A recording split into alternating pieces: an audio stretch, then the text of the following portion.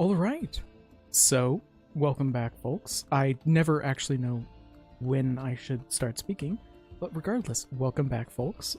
I'm Frizz, and today we're playing some Risk of Rain, and probably going to be talking a lot about Paizocon. Because there's a lot to talk about in regards to Paizocon. Not actually about as much as I was expecting to talk about from Paizocon.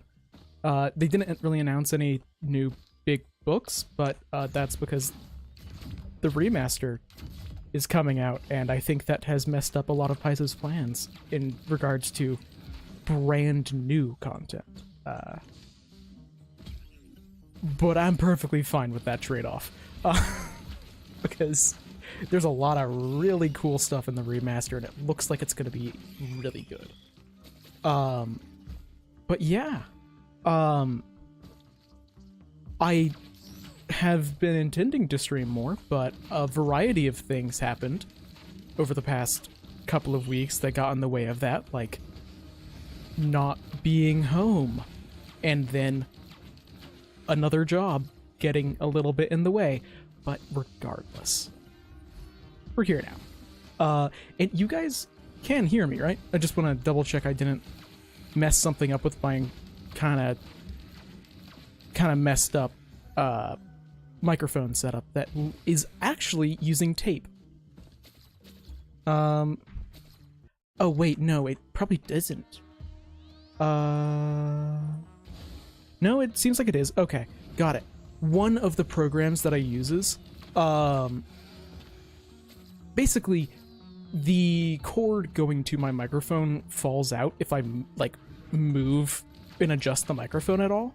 And whenever that happens, one of my programs doesn't detect the microphone anymore, and I have to select it again within the software.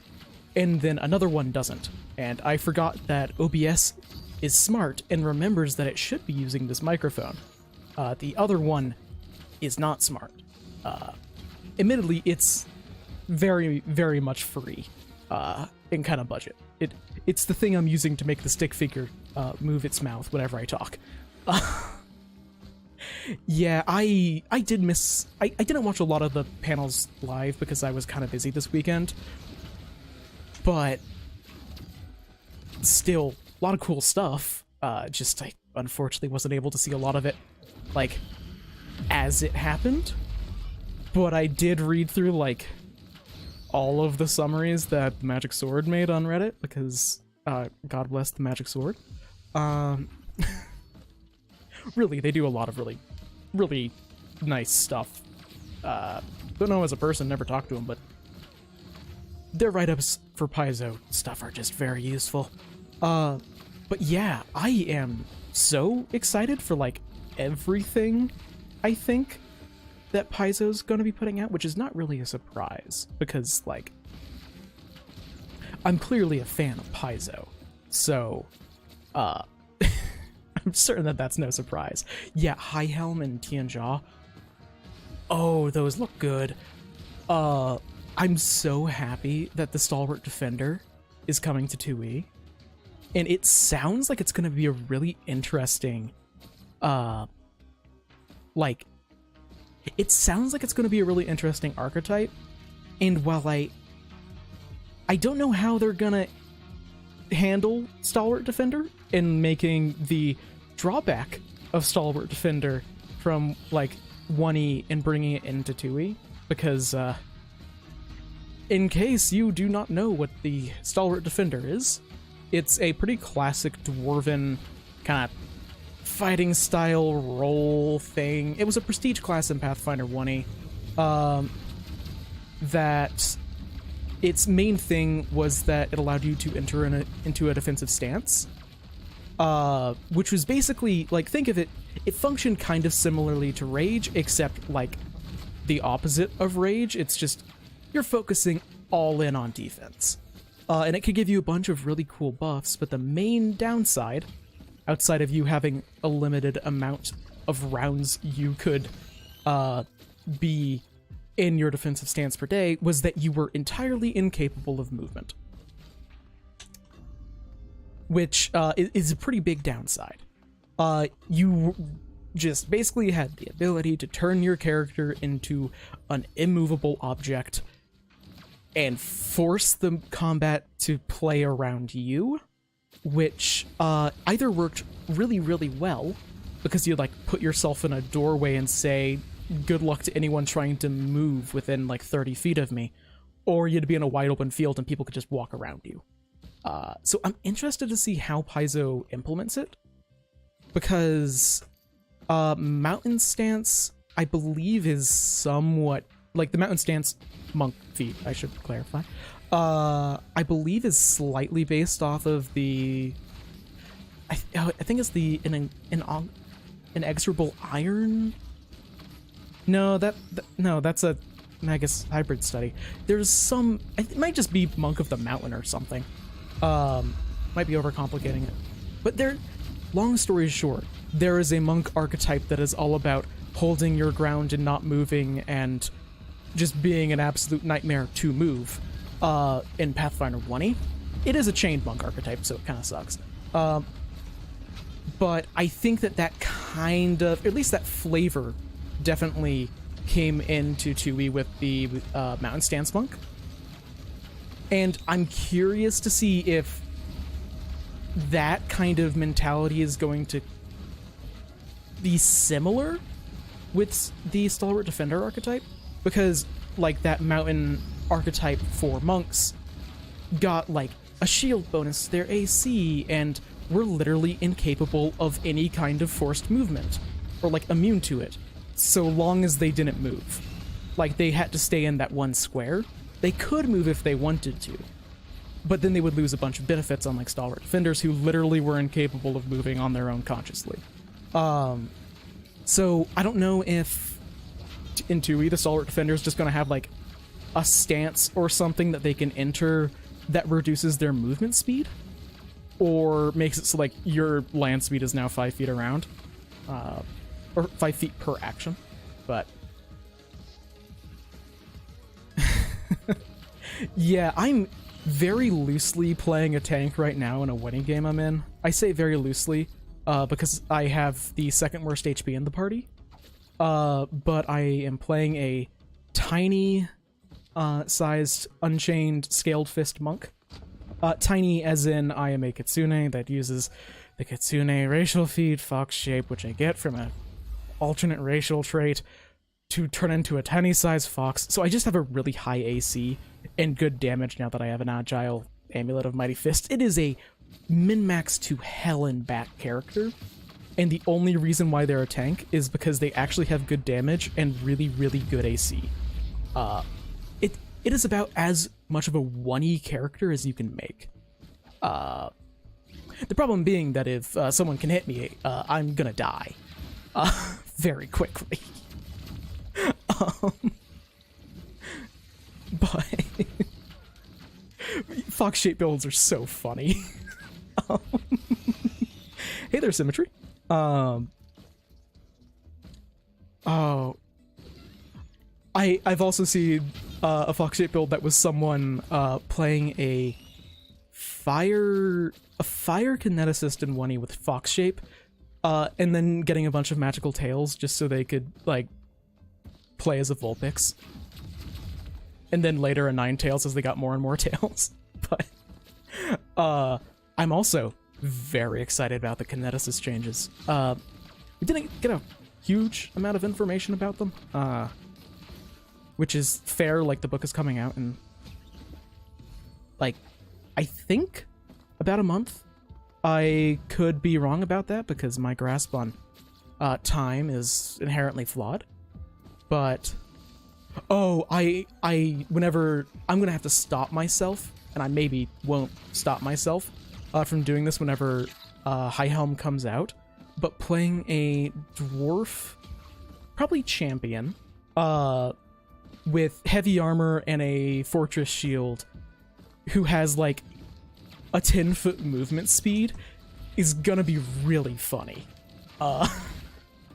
Just gotta find a way to like give them a decent like fly speed or something so you can actually move. but it'll just be really fun. But yeah, there wasn't a huge amount of kineticist stuff, but the stuff that was there sounded good. Although, like, we saw all of the new water impulses, not the combined impulses, because there are... I forget actually what there is a name for them, where if you are, like, if you have fire and earth as your elements, you can do lava impulses. I forget what those were called, but we didn't see any of those. I want to see what the full version of the kineticist looks like, because so long as it has con, like, matter, I'm fine with there not being burn. Because, like, my main problem with the playtest kineticist outside of their damage is just too low, my main problem was just that they didn't really have a way where con directly mattered, in the same way where, like, they couldn't add it to damage, which you could as every strength-based class or every spellcaster can add their spellcasting, like, every wizard's add their intelligence to their spell damage. But there was no way for kineticists to do that, and there seems to be. So basically, I'm holding off on whether or not I think that burn would make the class better until I see the full version. Like the base mechanics. We haven't seen those. I've had, like, hints, but we don't know actually how it works. Like, I believe it was in Discord, but someone from Paizo, forgetting who, well, the thing is, I don't think the 2E kineticist isn't the 1E kineticist. They're not trying to, like, convert the 1E kineticist. They're converting the concept of someone who is manipulating elements to attack their enemies. So, like, yeah, if you take the burn out of the 1E kineticist, it is an empty class. But like, the 2E kineticist isn't the 1E kineticist. It's similar to how, like, I have zero problem with paladins losing Smite Evil in 2E, because champions are just a very different class that happens to share a lot of thematic similarities. Yeah, so about the blast having 1 or 2 actions, that's something that they kind of talked about. We don't know all of the details, because, yeah, the picture that they showed was very blurry from the book, and you can't really read anything. But I believe that the 1-action version is going to be functioning, like, identically to the playtest, and the 2-action version is going to add Constitution to damage. All that we heard in the Discord is that there's a way to use 2 actions to add Constitution to damage. We don't know how that scales. If it scales, do you get a bonus on attack rolls? Who knows? Are there any other special effects that you get as you level up? We have no idea, because that page was very blurry. I love... The 1E kineticist is easily my favorite 1E class. I think it's a mess. I don't necessarily think it's the cleanest design in 1E. But I definitely think it is a very interesting class design, so long as you go all in on burn. So, like, I basically have kind of accepted since reading the, honestly, kind of since even before the playtest for the kineticist came out, I kind of just knew that they weren't going to be bringing over burn, because it doesn't really fit with the way that a lot of stuff has been approached in 2E, because burn was crunchy as hell. Figuring out how much actual, like, effective health your kineticist had at any moment was a pain. Because your constitution would go up and down and give you more HP, but at the same time, burn would give you temporary HP, and it was just, eh. Oh no, I like crunch, but 2E doesn't. Which I think also works. Different games. Like, sometimes I want to sit down and my god, I want some crunch. And then other times I don't. Which is why playing both Pathfinder 1e and 2e at the same time works well for me, because I can get my crunch, and I can also get my very smoothly designed combat system that it doesn't have crunch. Or rather, doesn't have upfront crunch. There is crunch in 2e, you just have to look for it. Pathfinder 1e is a jawbreaker. It's crunchy all the way through. Pathfinder 2e has a soft outside but crunchy interior.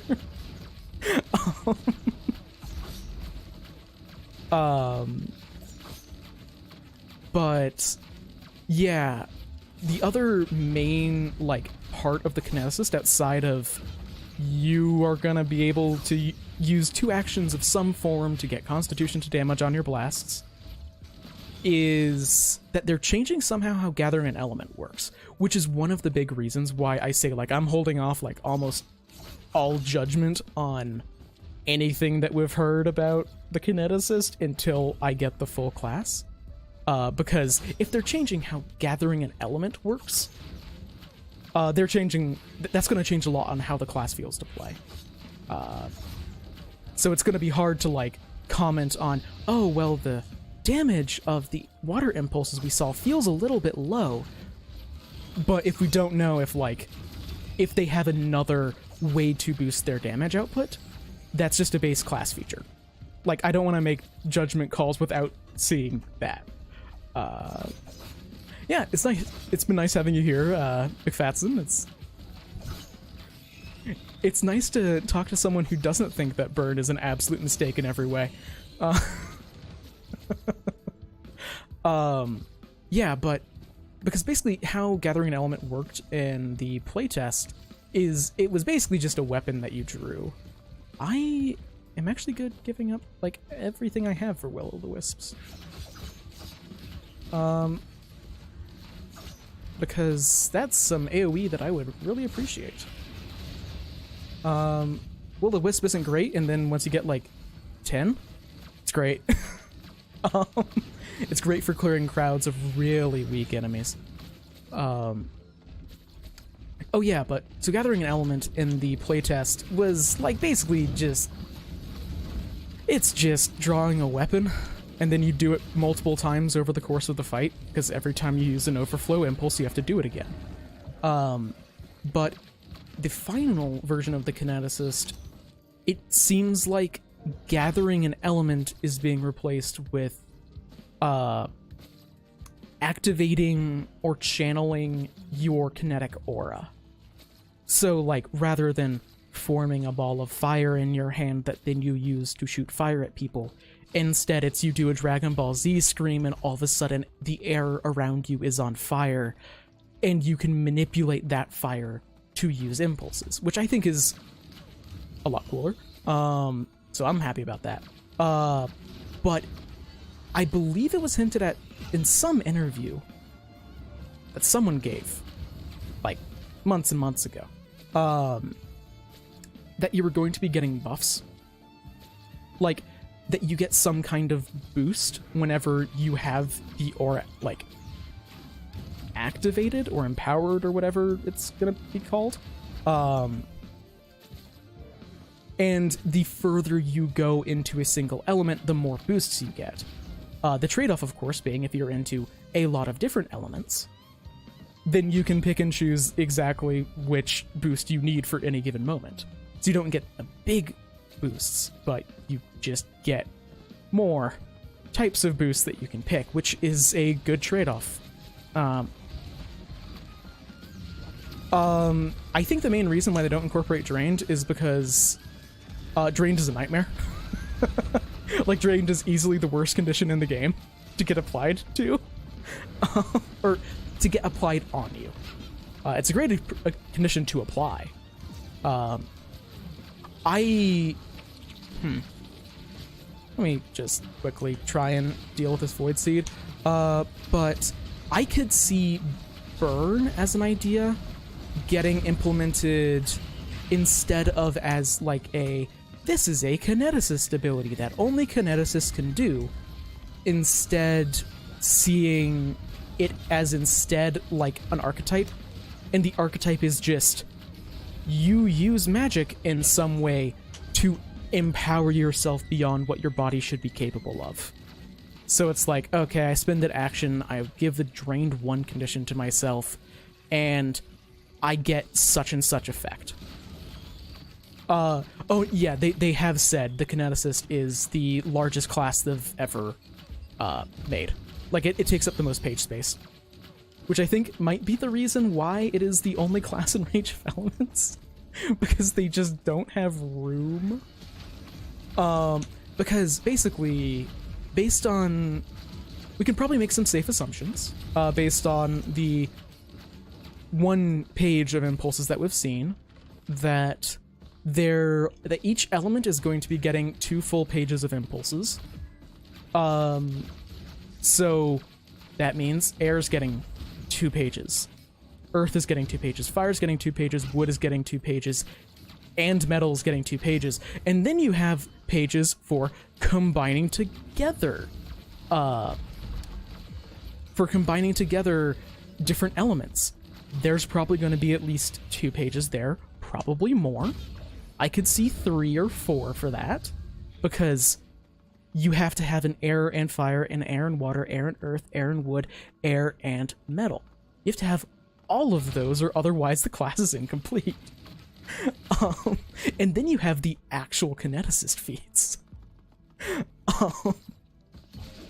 So yeah, I think that it's going to be a really, really big, a very long class to read through. That I am very much looking forward to reading through. I don't think I have anything I'm particularly partial to. I haven't seen a scrapper, so I'll just gamble on not losing the crit, but although I guess it's, if you count like well, there goes the one item I actually care about. So now I can go all in. Actually, wait, no, soldier syringes and goat hoof and all my other movement speed items are also useful, but if everything's dead, it's not as important for me to be fast. Because bleed is fucking busted. I mean, admittedly, I need a good attack speed to use bleed, but or rather to use bleed effectively. Oh yes, I was honestly going to be incredibly disappointed in Paizo if there was not an elemental instinct in Rage of the Elements, because it's literally called Rage of the Elements, and if they don't have a barbarian instinct in the book with Rage in the title, I would be very sad.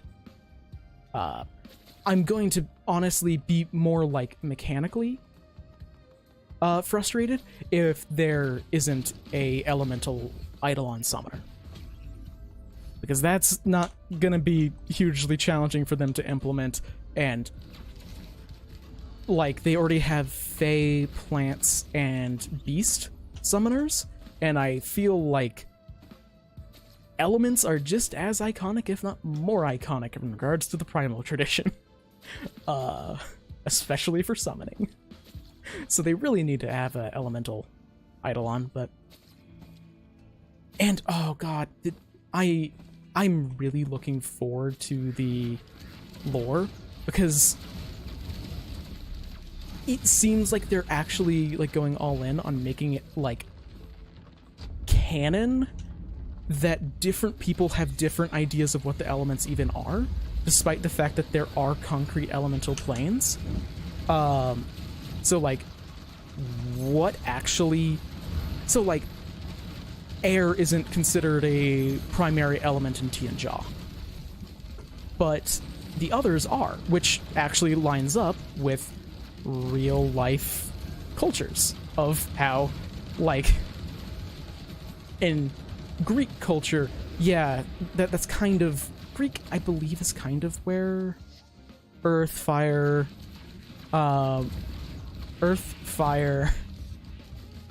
water, and air come from. But in, like, in Asia, air isn't a common element. Instead, they add like wood and metal.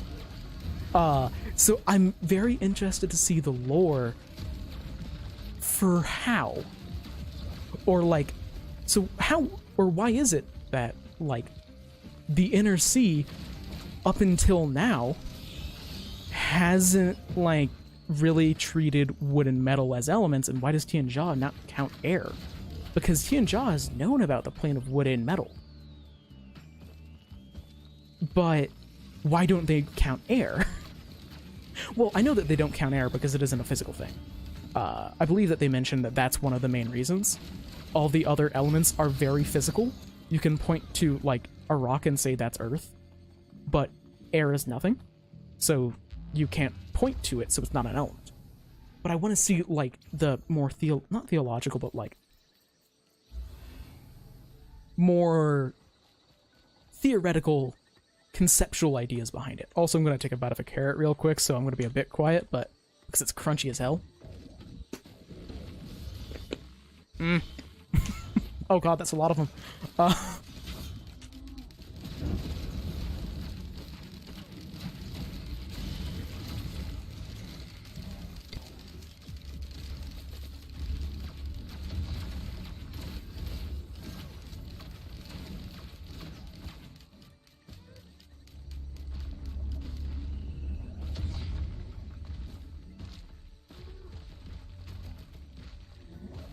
Alright, I'm back.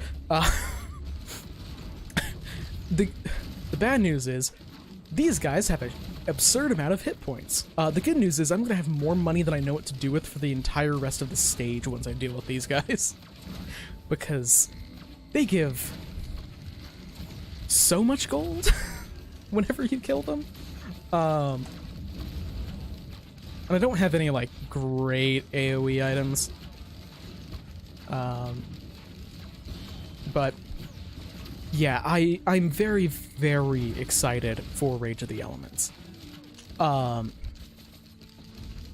And about as excited for, or not as excited, I don't want to lie, but still exceptionally excited for Hell of the Wild, which somehow I managed to be entirely unaware of Hell of the Wild's existence until Paizocon. Which is shocking considering how, like, I make videos on the internet about Pathfinder 2e. How am I unaware of the announcement of a new Pathfinder 2e book? Like, I'm just kind of impressed at myself. But yeah, it seems sick. In case people don't know, Hell of the Wild is going to be the next, like, new book. So it's the next book after Rage of the Elements that is not a remaster. I'm forgetting actually when it's going to be coming out, because my grasp on dates and time is very tenuous. Yeah, no, like, I know that it was, like, teased and it was announced, like, a week ago or so. It's just, like, still, how was I not aware of it? I know why. It's because I have been on the internet dramatically less recently because Tears of the Kingdom came out, and I kind of just decided, you know what? I'm going to just not be online because I don't want to risk being spoiled at all. And now I've finished the game. So that's really the big reason why. But it's gonna be sick. I'm very interested to see what the other ancestors are going to be.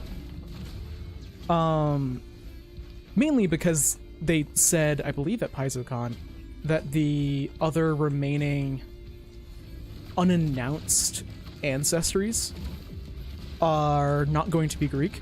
And, like, basically all of the wild kind of beast person sort of ancestries that I can think of are Greek. So I don't know what's next. But the other thing I'm really interested in is just, like, there's gonna be a sidebar talking about what do you do about large-size PCs? And I'm just interested to see rules for that, especially because it's gonna hopefully clarify some things for just large-size creatures in general. Like, if a large-size creature has to move through a 5-foot wide hallway, but it's like a hallway, it isn't like a crevice in a cavern, is that difficult terrain? Because I would say it is, but there's also the squeeze action. And should they be using the squeeze action to move, and therefore large-sized creatures would not be able to move through a 5-foot hallway in combat? I don't think that's right, but it's kinda up for interpretation right now. Which is frustrating because, oh my god, how many large creatures and 5-foot wide hallways are close to each other in adventure paths? They're everywhere. Having a more kind of official Paizo take on things would be very appreciated. We haven't talked about Refocus yet. I'm still talking about, like, Howl of the Wild. Although I don't have a huge amount to talk about Howl of the Wild outside of looks cool. Want it. And I really love the take on Minotaurs.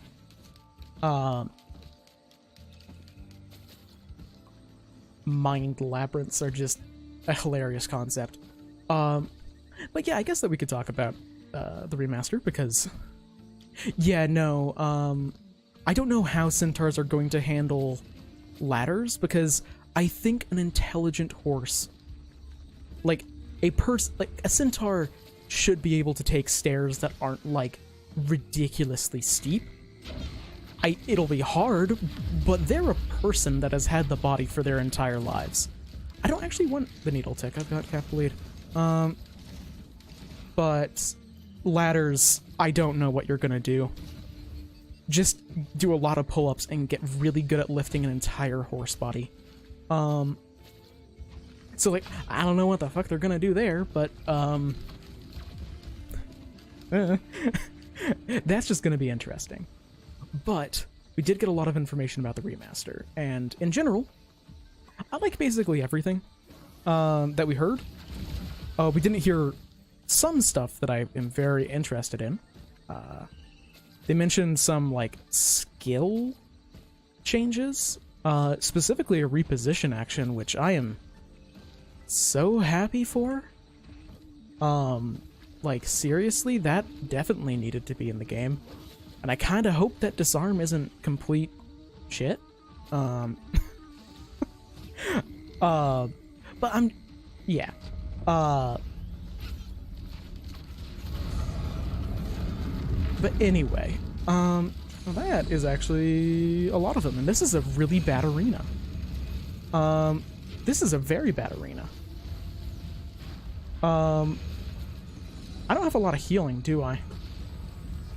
No, I really don't. That isn't good. I've got good damage, but terrible survivability. Yeah, I have a leeching seed and a bustling fungus.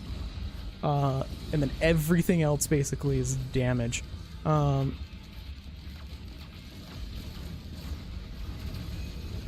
Okay, and then we run off again.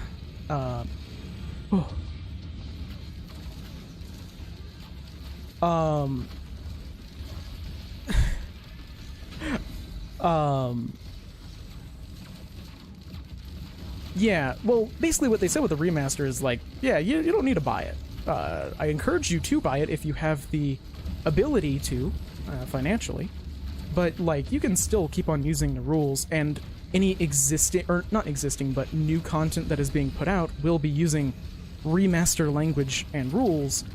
But for the most part, you should be able to convert without, like, a huge amount of difficulty.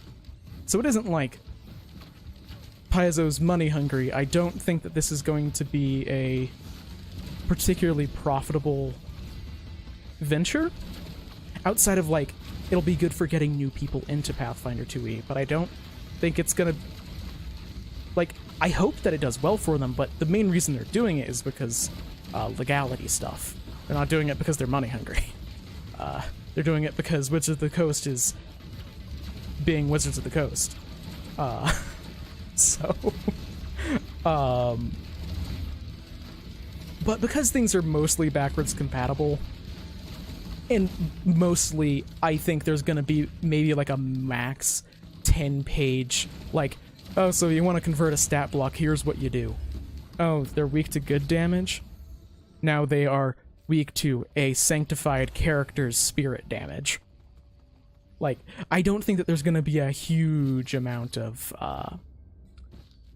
incredibly complicated and in-depth, compatibility problems. Because the base math of the game isn't changing. So you aren't going to have to change, like, recalculate what this creature's AC should be. It's just, like, oh, well, they have shove. Well, shove was changed, or the shove monster trait is almost certainly not going to be changed. Because that works well. That's cool. But, like, let's imagine that shove was changed. It just means now you maybe want to use the new version of shove instead of the old version. And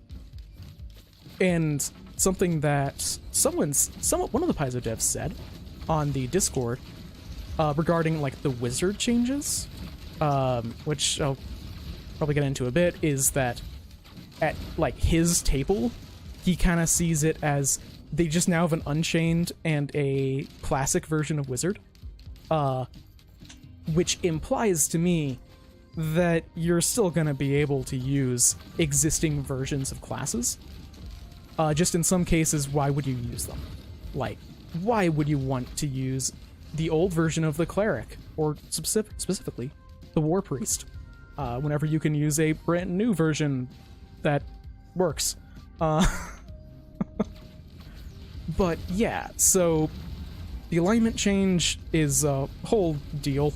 My main worries have basically been addressed, which is that the planes are still aligned. It's just, like, lowercase a, which works for me. Like, you don't need to have...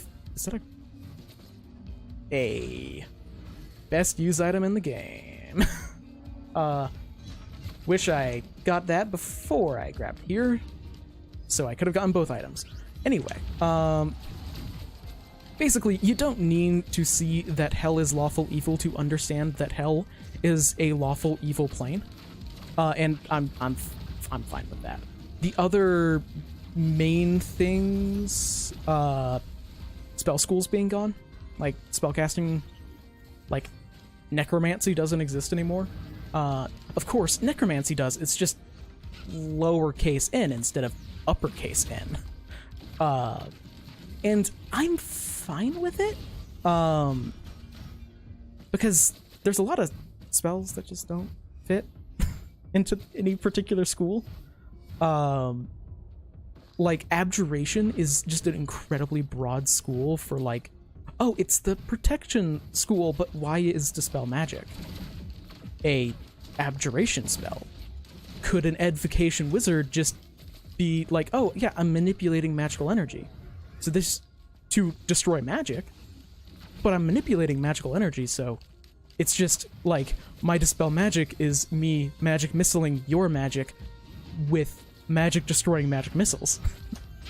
Like, I feel like it opens the way up for a lot of really flavorful opportunities, and it still has absolutely the ability at someone's table to just say, like, oh yeah, no, we're still using spell schools. Just ask me for my setting, is heal a necromancy spell, or is it a conjuration spell, or is it an evocation spell? Because it has been all of them, depending on the edition. And it should be necromancy. But Tui got it right. Conjuration doesn't make a huge amount of sense, and evocation kind of makes sense, but also that is weird. So I'm happy with the change, considering that a lot of... It just opens the way up for people to more easily describe how their character is casting spells and flavoring spells in different ways. Like in one game I'm in, we have a summoner an undead Eidolon summoner who is voluntarily, she designed her character, like her character concept, whereas necromancy is really easy for her. And everything else is dramatically more difficult. So she's basically only learning necromancy spells. But this opens it up to be like, well, you can just now explain how your spell is, or how you are casting a spell so that it is weird necromancy undead stuff, rather than like, oh, well, it doesn't have the necromancy tag, so it doesn't really make sense. So yeah, like, playing a classic wizard will be more difficult because you don't just have an easy list of like, okay, well, let's see what abjuration spell I'm learning for this level, or what abjuration spell I want to prepare in my extra slot. And it won't be as, like, fluid as they add additional spells, because it sounds like it's going to be like, if you graduated from a school of civic wizardry, this is the first level spell that you can prepare every day in your extra, like, in your 4th spell slot. The same way that, like, an abjuration wizard can currently prepare 1 extra abjuration spell every day in, like, their 4th first level spell slot. So, like, it's not as fluid like that. But I do want to see what the remaining, like, any other changes that are being made.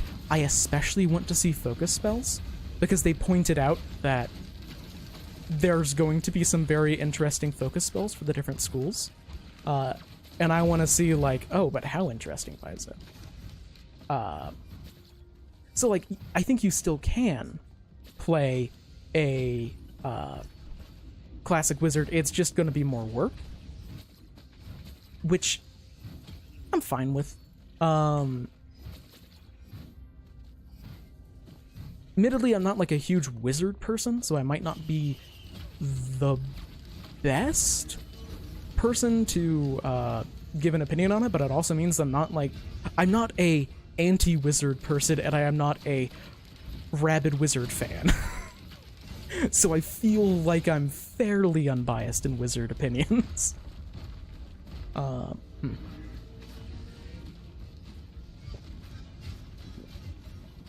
Okay. A little bit more hydrated. I am a huge fan, though, of the... oh, I've got to kill this guy fast. Alright, thank God. I feel like grandparents are the worst boss in the game for me. I die so much to grandparents. Ow! Jesus Christ. I need healing so bad. Like, oh my God. You run into, like, a brass bell one, or was it it wasn't a brass bell. Forgetting what it was. But yeah, the witch changes seem fantastic. Where, you know, there's gonna be, like, actually meaningful flavor with your patron, which is a lot better. And it sounds like your patron and your familiar are going to be interacting a lot more, which is really cool, because right now it's like, oh yeah, your familiar comes from your patron. There's nothing mechanically that makes your familiar different if you get it from one patron or a different patron. Which is a shame, because you're the familiar class. But, like, 2 witches with a raven familiar have the same familiar, even if they have entirely different patrons. So I'm a big fan of that changing. Another carrot.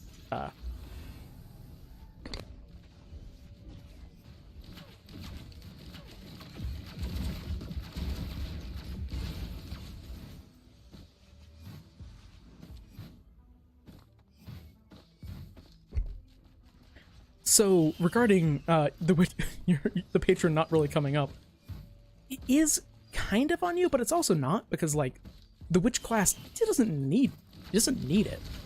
Like, it leaves it incredibly ambiguous what the patron gets from having a witch, or everything about them. The patrons are kind of meant to be mysterious, so whether or not you just want to have them be a plot point, yeah, that's up to you. It's fine either way. But the fact that it's an entirely blank slate with basically nothing that is actually given to you is a shame for people who want it to be a plot point in their campaigns. Especially when it's like, oh yeah, the winter patron. Your patron is connected to ice and snow.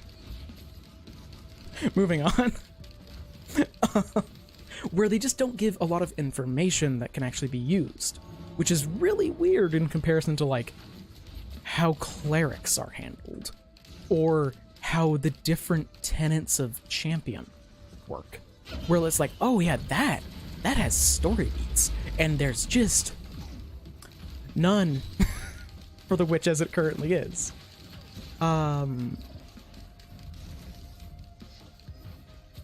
Yeah, like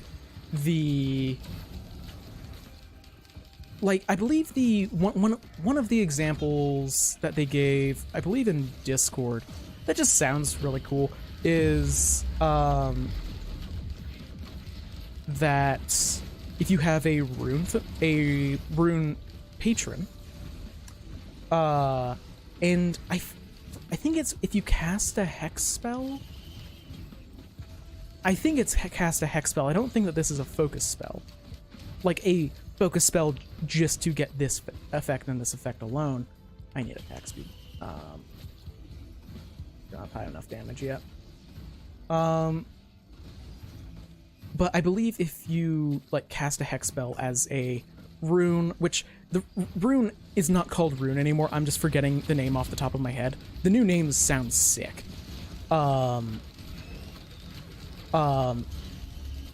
Like the winter patron is now like the silence and the snow, which is dramatically more witchy. You're still a winter witch, but your patron is of the silence and the snow, which is just sounds way cooler. Which I'm all here for changes that make things sound cooler. But and like the fate patron is now the spinner of webs, or no, the spinner of threads, because they're manipulating the threads of fate, which is a lot cooler than just saying, yeah, I have a fate patron. It just sounds way cooler. I am slightly biased for that one though, because I am currently playing with a witch with the fate patron. And it just so happens that their patron in universe is, like, they know who it is, and we all know who it is, and their name happens to be the Witch of Webs, with a really strong spider theme, and then Paizo decides to rename that patron to be the spinner of threads. It's like, okay, that works perfectly for the Witch of Webs. Paizo, are you in our Discord? Yeah, and basically it just feels like a lot of the renaming with the witch patrons just makes them feel way more mysterious. Like, oh yeah, I have a winter patron. That isn't like mysterious. Like, the silence in the snow makes you think, oh god, what have I signed up for? Which is kind of the vibe that I think witches should be going for as a class. As the, So what is the value of a human soul? Like, monetarily? Oh yeah, but as I was saying, with the rune patron, which is called something much cooler than rune, when, I believe it's whenever you cast a focus spell,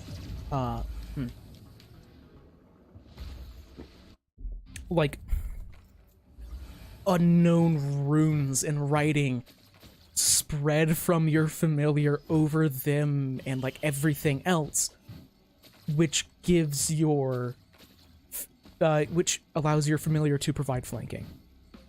I believe it was the Rune Patron that did that. I might be wrong. My memory is not the best at the greatest of times, and even worse when multitasking, which, God, does streaming require multitasking? But that is one that sounds like some fantastic action economy help, where you cast a focus spell and your familiar gets to then do something cool, because that's what the class is supposed to be like. You have weird hexy stuff and you also have a really cool familiar. Combining those is a good idea. And then they've mentioned a couple of other spells. I don't know exactly what level they would be at, or how many actions they are, or even the mechanical actual like effects. But the two that I can remember off the top of my head are like involve your patron so much more than like anything mechanically already printed. One is, I believe, a free action where your patron commands your familiar for you. So normally you have to spend an action to give your familiar 2 actions, which maybe isn't always worth it in combat, because like your action, like one of your actions is often more useful than 2 of your familiars in combat, unless you're doing some very specific kind of janky shit. But a free action and a focus point, especially considering that it certainly seems like familiars are going to have way more use for like the new version of the witch. That's way more interesting, and also it has the benefit of making your familiar something dramatically more scary, like lore-wise, because I like to imagine, I don't know if this is like what it actually is, but I like to imagine that it's less of a you asking your patron, hey, can you babysit my familiar for a second, and it's more of your patron has decided to make an executive decision and it's taking control of your familiar for just a little bit.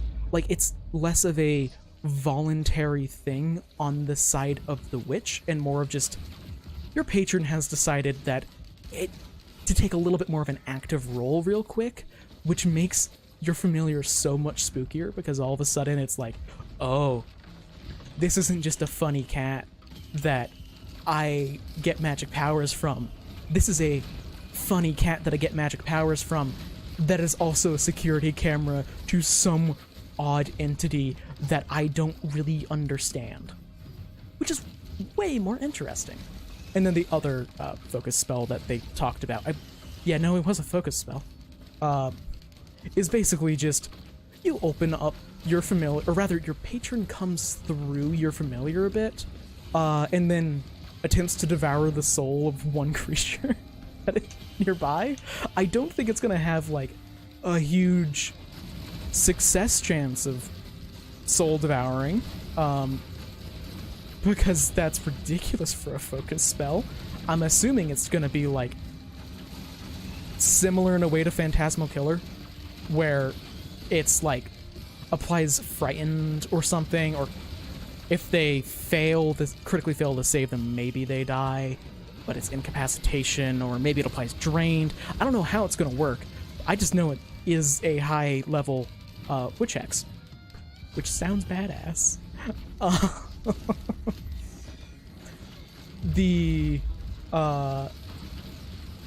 didn't actually notice the no, she was on the cover. I'm just kind of blind for a lot of things. Spirit damage, then another save. I'm expecting that it will be something like spirit damage. Spirit damage would make a lot of sense. And then spirit damage by far makes the most sense, actually. spirit damage, and then probably either frightened or drained, depending on the results of the roll. And then, like, if you critically fail, then another save to see if you die. I'm thinking that it would function in a similar sort of way as Phantasmal Killer or Scare to Death, where if someone dies from it, it requires 2 successful rolls. Or failed rolls if they're saving throws. It depends if it's like... Because... if it's just like insta-kill on a critically failed save, that feels way too powerful for a focus spell. Especially with the other changes to refocusing. Which, speaking of other changes to refocusing, they're pretty simple, and I like them. And I wish that some of my GMs would let me use them. But it's totally understandable to not do that before the remaster's actually out. I'm gonna eat another carrot real quick.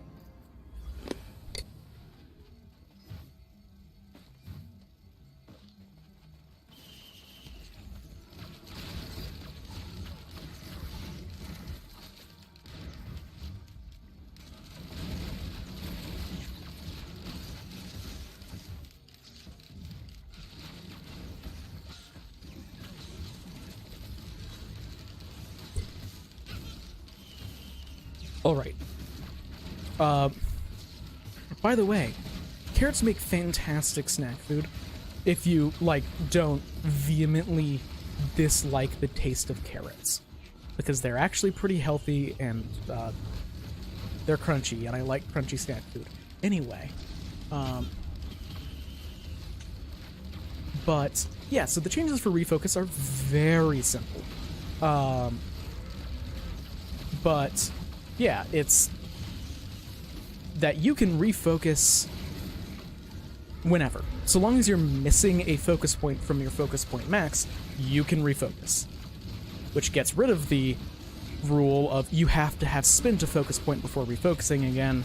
Because, like, right now, if you have a maximum of 2 focus points, and then you spend... and then you spend 2. So you're at 0 focus points, the combat ends, and then you refocus. You cannot refocus again until you cast another focus spell, bringing you down to 0 again, meaning that the maximum amount you can get up to, unless you have some high-level feats, like 12 and 18, I think, are the points where the focus spell springs. That might just be the name for the monk feats, but where those feats come in are, I think, 12 and 18. Unless you're a psychic, but, basically, you're stuck at 1 max for the rest of the day, which is pretty unintuitive. I didn't know about that rule for a while, and it makes it so focus spells, which are kind of like your quote-unquote unlimited or dramatically less limited spells, limited, because, like, oh, well, I can only really cast 1 focus spell per fight, because if we get into a tough fight later on, I want to have both my focus points available. Which feels a bit contradictory to focus points being your easily spammable spells. So they're just making it so, yeah, no, if you're at 1 focus point and you have a max of 2, yeah, you can just spend a bit to refocus, which is nice because, honestly, let's be real here. Like, a lot of tables are probably already running it that way because they didn't read the refocusing rules super clearly. So I don't think it's going to impact a fair amount of tables. And it also isn't going to, like, make magical healing, like Lay on Hands, all of a sudden instantly the best in the game for out-of-combat healing because, like, you're still going to heal at the same rate, it's just that you can get back up to 2 focus points at, like, level 2. If you took a feat that gives you an extra 1 as a champion. Which I think is nice. And then also, those feats later on that already existed, that give you more focus points whenever you refocus, those just... there's 1 probably per class now that just gives your entire focus pool back at once. So it isn't, oh, well, here's the feat you need to take to get 2 focus points back at once, and then here's the other feat you need to take to get 3 focus points back at once, which is just a overly cumbersome way of handling it, because then it's like, oh, well, I want to play a key-focused monk. Well, I know what my level 12 and level 18 feats are, because they are feat taxes, which otherwise don't really exist much in 2e, but they did for focus points, so I like it a lot.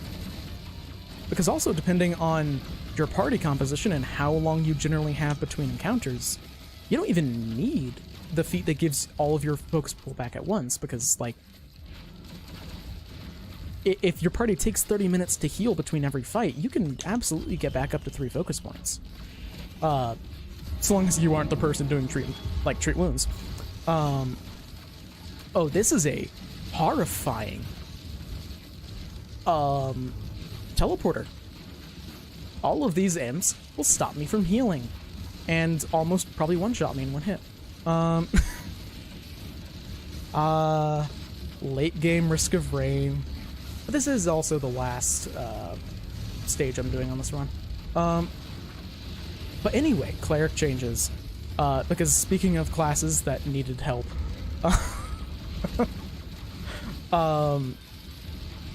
I believe that a lot of the changes that were coming to clerics are specifically to War Priest clerics.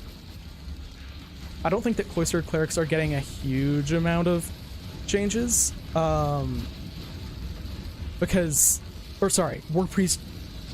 Priests are getting the bulk of the changes. I don't believe that cloistered clerics are getting a huge amount. Outside of, like, more tweaks where War Priests are getting more of an overhaul. A remaster, if you will. Okay, maybe it's more like cloistered clerics are getting remastered while War Priest clerics are just V2.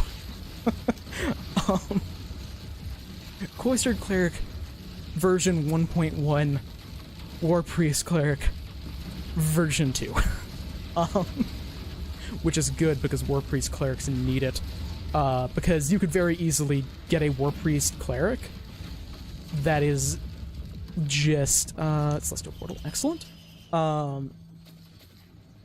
Where you could easily just have a cloistered cleric with a Sentinel dedication that is just, like, as good as a War Priest cleric at doing War Priest cleric things with still full spellcasting.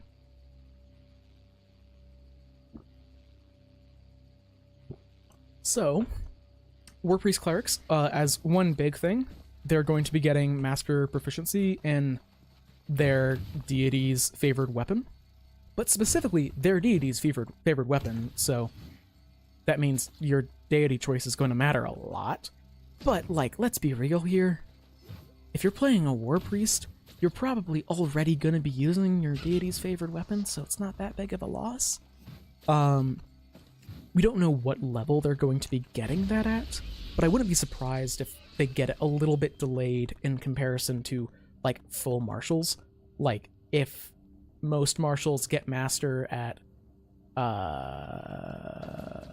13, then I wouldn't be surprised if they get it, if War Priest clerics get it at 15. Because, like, they're still getting Divine Font and a shit ton of spells. But the thing is, they get it, which is so much better than now. Hiccups. Gotta love them. Yeah, let's do a commando run. I drink some very lukewarm tea. But a lot of the other changes seem like they're going to be feat changes of, like, oh, here are actually going to be a lot of feats for you to do War Priest stuff, which is good. I'm not super familiar with a lot of them. I should have probably paid a bit more attention whenever I was reading through the changes that were announced. But I, as a player, am not a big cleric guy. That's just not the kind of person I am. So I kind of skimmed over those a bit, or rather didn't, like, devour them and then devote mental memory to playing them, because the odds of me playing a cleric are a lot lower when compared to me playing pretty much every other spellcaster. But Gasoline's nice on Commando, just because Commando has no base AoE abilities. So Gasoline helps clear up all the little guys. And also the other abilities weren't great. Or other items, not abilities. But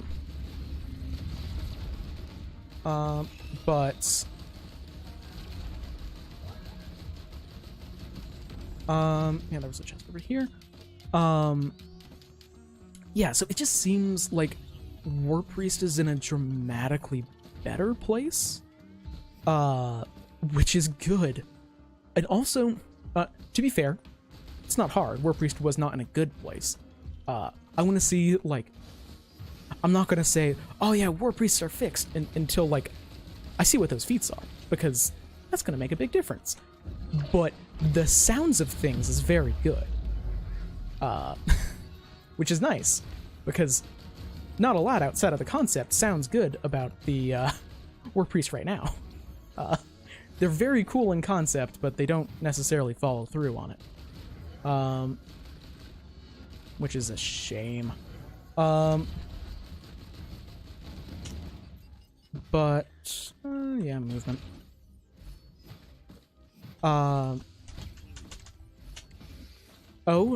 Probably the two easiest changes. I think probably the two least controversial changes. Wizards are getting simple weapon proficiency and rogues are getting martial weapon proficiency, thank God. The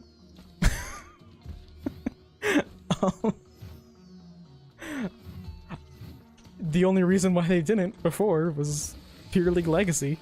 But like, why? But that does actually open up some interesting ideas. Because I talked about this a bit with one of my groups, because we're all huge Pathfinder nerds, that will get distracted from playing Pathfinder to talk about this kind of thing. But, like, basically we were saying that that is probably the only rule change from the remaster that has been announced that we would actually implement into one of our games. Because, like, we don't know how the Oracle is going to be adjusted. So, because, like, as it is right now, if you implemented the new refocus rules, Oracles wouldn't be able to really benefit from them, because they are very limited in how often they can cast their focus spells, because that activates their curse, which is good in ways, because you probably, depending on your curse, kind of want it to be active, because the benefits can be really nice and be like defining your build. But once you've activated your minor curse for the day, then it's like, oh well, I can't cast my focus spells multiple times without like going catatonic. But every other class with focus spells can, because of the new refocusing rule. So then it'd be like, oh, but that's unfair for our Oracle player if we implemented that, because we don't know how their class interacts with it. But we were all like, oh yeah, no, if we had a rogue or a wizard in the party, they would get simple and martial weapon proficiency. The only exception being that ruffian rogues are going to be working, they've got to work a bit differently, because like right now I believe, yeah, no, rogues not being able to use shuriken is a sin. But basically right now I believe that ruffian rogues get martial weapon proficiency. I'm pretty sure about that. I'm not 100% certain, but I'm pretty sure that they get it. And then that means, like, what do ruffian rogues get instead of martial weapon proficiency? So, like, if we didn't have a ruffian rogue in the party, then it'd be fine, but if we did, then we wouldn't know what to give them in addition to martial weapon proficiency. But yeah, I'm so happy that rogues are actually gonna be marshals.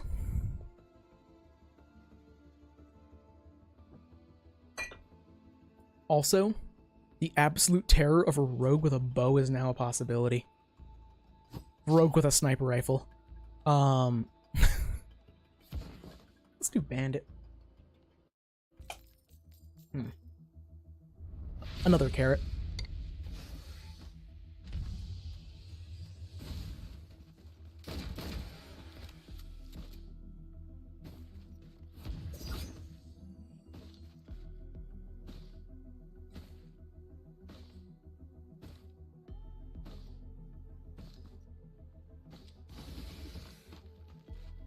All right.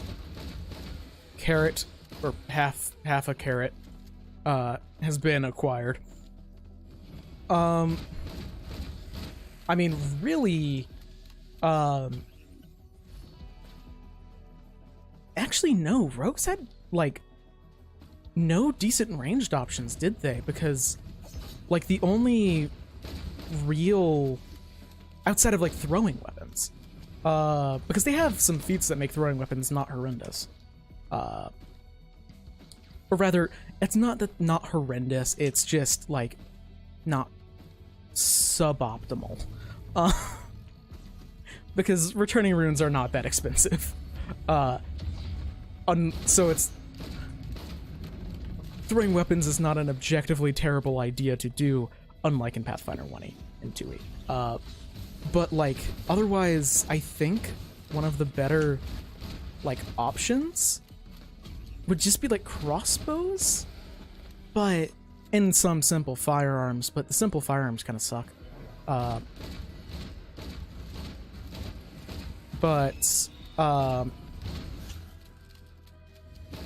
So, like, the only way up until now, I believe that, that rogues would have to, like, use a bow or something, or rather, sorry, to use a non-simple weapon or, like, a rapier, would be to use ancestry weapon feats. So, like, an elven bow with, or sorry, an elven ranger could be able to use a bow. Or a long bow or a short bow or whatever. But now it's just open to everyone, which is good, because that makes the game more fun.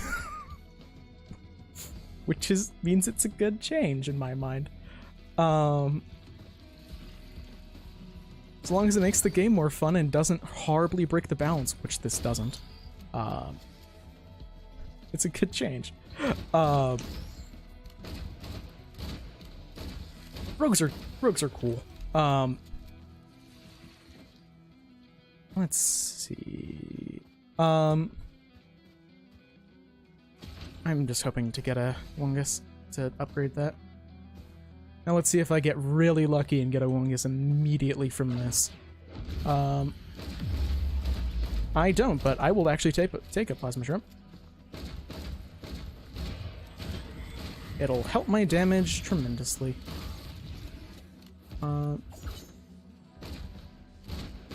There's the Infestor down. Wait, is Infestor down a StarCraft? Is that a StarCraft line? I swear I've heard Infestor down in, like, a southern accent, but I could be incredibly wrong about that. That like, I have no idea where that came from in my head, but that just came out of nowhere.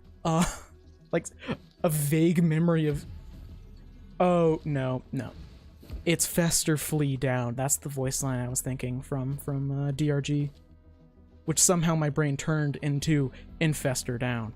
Even though they are very different words. I'm gonna die to one of these days, and I'm gonna be so embarrassed. Because they do no damage and they never attack. Well, sorry, they do tiny amounts of damage. And hardly ever attack. But I'm gonna die to them one day, and it's gonna be so embarrassing. Yeah, but there's so much that I'm looking forward to about the remaster. I'm interested. Well, okay.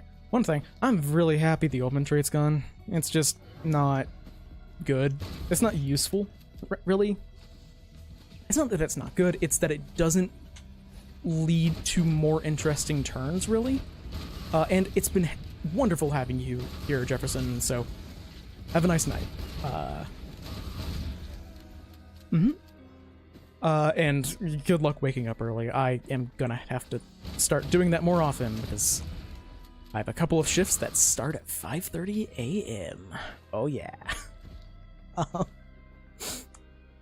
But like the open trait being removed is probably one of the main things that's being changed for the fighter, which is mostly just a quality of life change, because really, who's a fan of the open trait? No one, I'm pretty sure. Like, oh, you have to use this before any other attack. Okay. It's kind of reverse press, but also not really. Like, it could maybe be used in some interesting ways, but not, like, really in a way that I think would matter. So I'm perfectly happy it's gone. Just trying to... desperately trying to work through other class changes off the top of my head. Let's see. Not a whole lot, really, that I can think of, because a lot of the very interesting class changes are gonna be in Player Core 2. Like, I'm so excited to hear about the Alchemist. Open.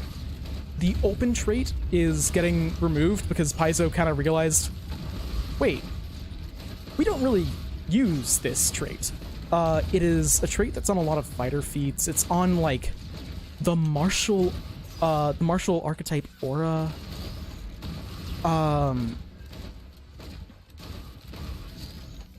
I'm forgetting the exact mechanics of it, which kind of tells you a little bit about how much it gets used.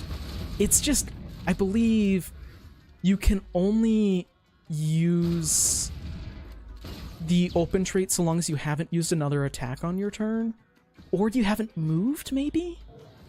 Like it signals that it is your opening move, like your opening gambit. Like the opposite of a finisher. But like, it's not used on that many abilities, and it's like, it's not like a useful trait, it's just kind of there. So it feels like a fluff trait. So it's just gone. Like, it doesn't feel impactful whenever you compare it to, like, press, which is, you cannot use this unless you have already made an attack and are suffering from multiple attack penalty.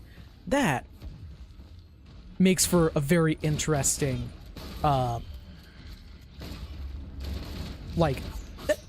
is a very interesting design-wise ability, because it's, oh, well, let's give the fighter a really strong action, but let's give it the press trait, so it has a lower odds of success because they have to be using MAP on it. Like, oh no. Oh, okay, that's not nearly as bad as I thought it'd be. Like, assisting shot or assistive shot, something shot, some A-word shot is a really, really good fighter feat.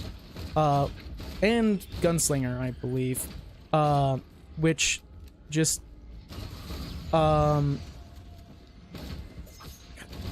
already. But it, oh, it has to be first attack on a turn. Okay. It's weird, but, like, assistive shot is something where, like, oh, you make a ranged attack against an enemy.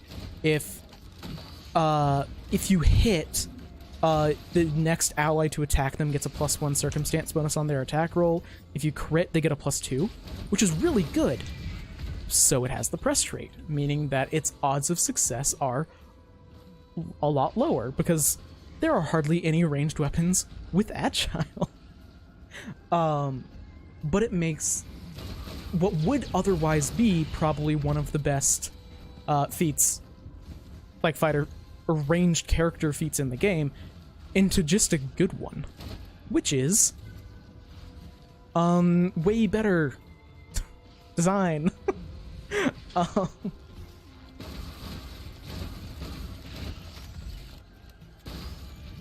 So like if you compare the impacts of that trait design-wise to the impacts of open, this open sucks. Like maybe it had the potential, but it didn't really did it. So I wouldn't be surprised if there's a new trait that Paizo decides to implement to put onto fighter feats. I wouldn't be massively shocked. I would be a little surprised. I don't expect them to do it because fighters are kind of basic, and I don't think they need additional traits, really. Press is already interesting enough in my mind. But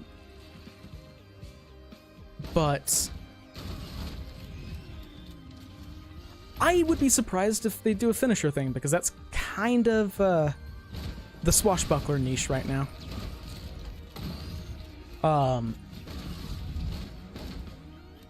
Well, I mean, swashbucklers are going to be in Player Core 2. I believe. I'm like 99% certain about that. So I doubt that they're gonna directly steal finisher. Or at the very least, they won't be the same name. But the whole, like, restricting yourself out of making additional attacks, that feels like a swashbuckler thing. It's a stupid enough idea in a fight, just to look cool, that it feels like a swashbuckler ability. Closing, I could see closing, but maybe at the same time, like, I only want Paizo to add it if it makes playing a fighter more interesting. And I don't know if it would. Not necessarily. And every time I talk about about Pathfinder, my brain just involuntarily goes back to some Reddit post I saw a while ago about someone's tier list of how anime a class is, and they're fundamentally wrong because every class wasn't an S. Because every class should be. Every character in 2E is absurd. I'm not joking. And, oh, another fun thing that I realized, like just stupid little mechanical interaction that realistically I think most reasonable GMs wouldn't let you do, and most reasonable players would completely understand the line of reasoning. So, just for context, there is, there's a 4th level monk feat called Deflect Arrows, which allows you to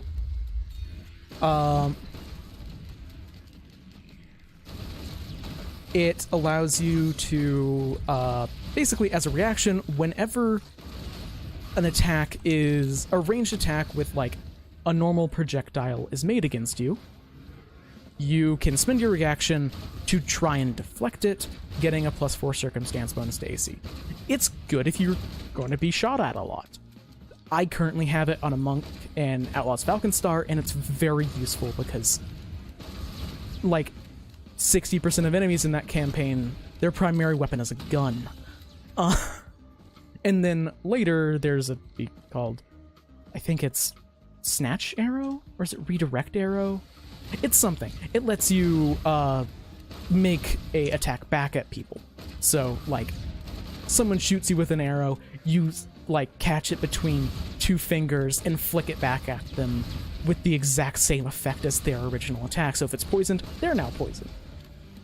It's very fun, very over the top, and it's very silly whenever someone shoots you with a shotgun and you somehow knock it all back. Playing a monk in Outlaws of Alkenstar is silly. That is entirely a compliment. Really, deflect arrows just on a shotgun blast is funny, but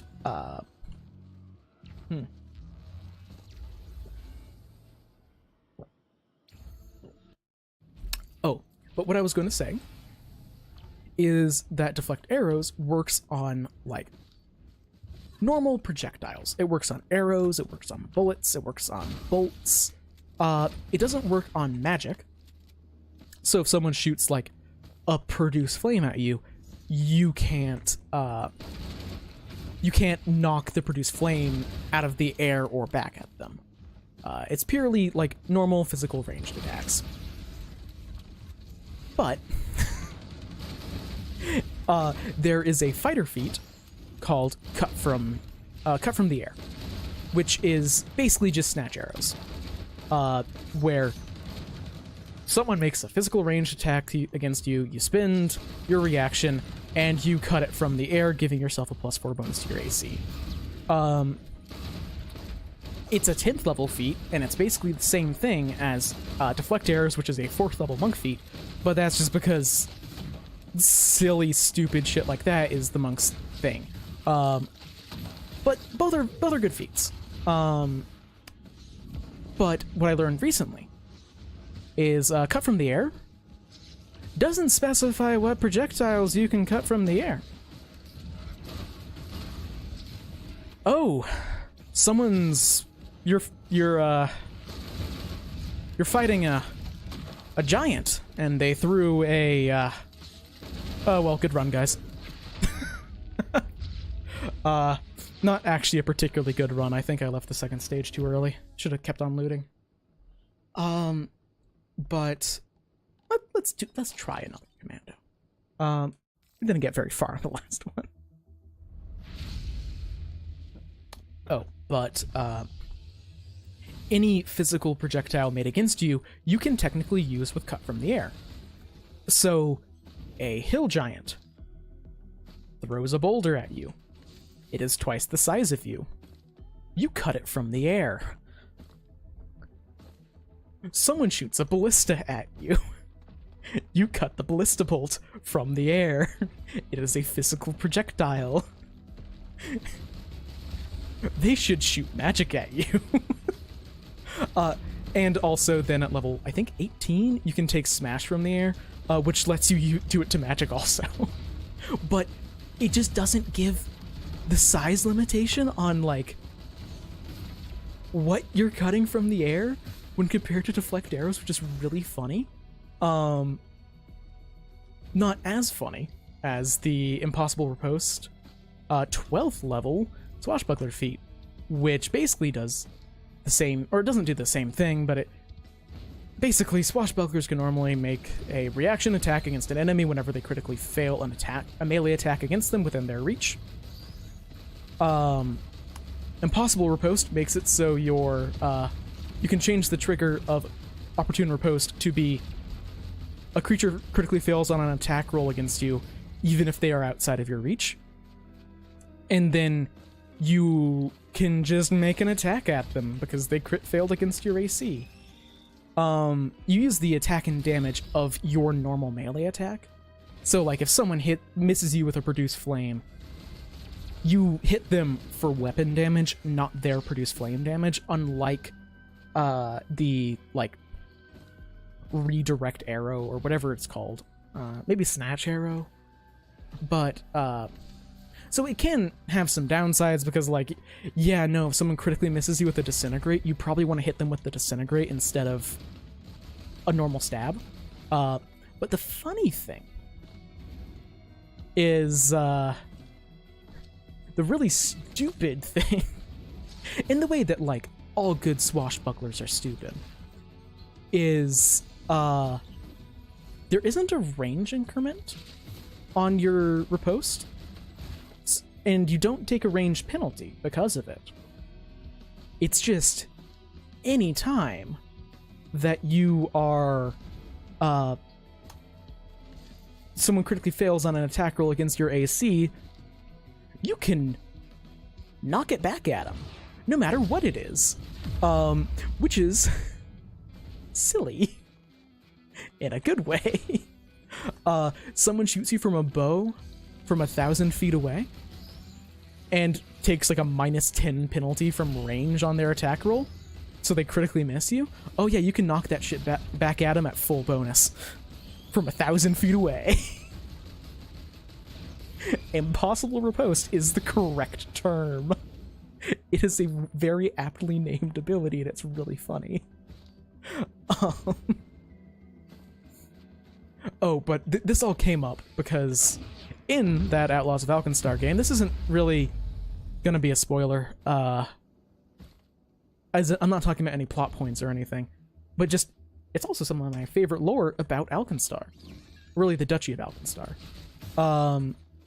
But Alkenstar has the second biggest cannon in the world. I think it's a bombard, technically, but it's called the Great Maw of Rovagug because Alkenstar does not fuck around with names. It's huge. It's an artillery that can... It's just a big fuck-off artillery that can shoot, like... I think it's something like the blast, whenever it hits the ground, like the crater it leaves, is like 50 feet across and 20 feet deep. It's ridiculous. It's huge. And it just came up in that game of like, huh, I wonder what happens if they try and shoot me, and then I deflect arrows, and then they roll a 1. Can I knock it back at them? Realistically, no, because an attack like that isn't an attack roll against your AC, it's make a reflex save, dumbass. Because you're in an explosion. It's probably an attack roll to see how accurate it is and whether or not it hits you dead on or not. I don't think there's rules for it, but I just love the idea of my silly little skeleton monk getting hit with artillery fire from 20 miles away and then just like grabbing the bullet the size of a school bus and then turning it around like it's Looney Tunes and like poking it back towards them. There's so much silly stuff in this game and I love it.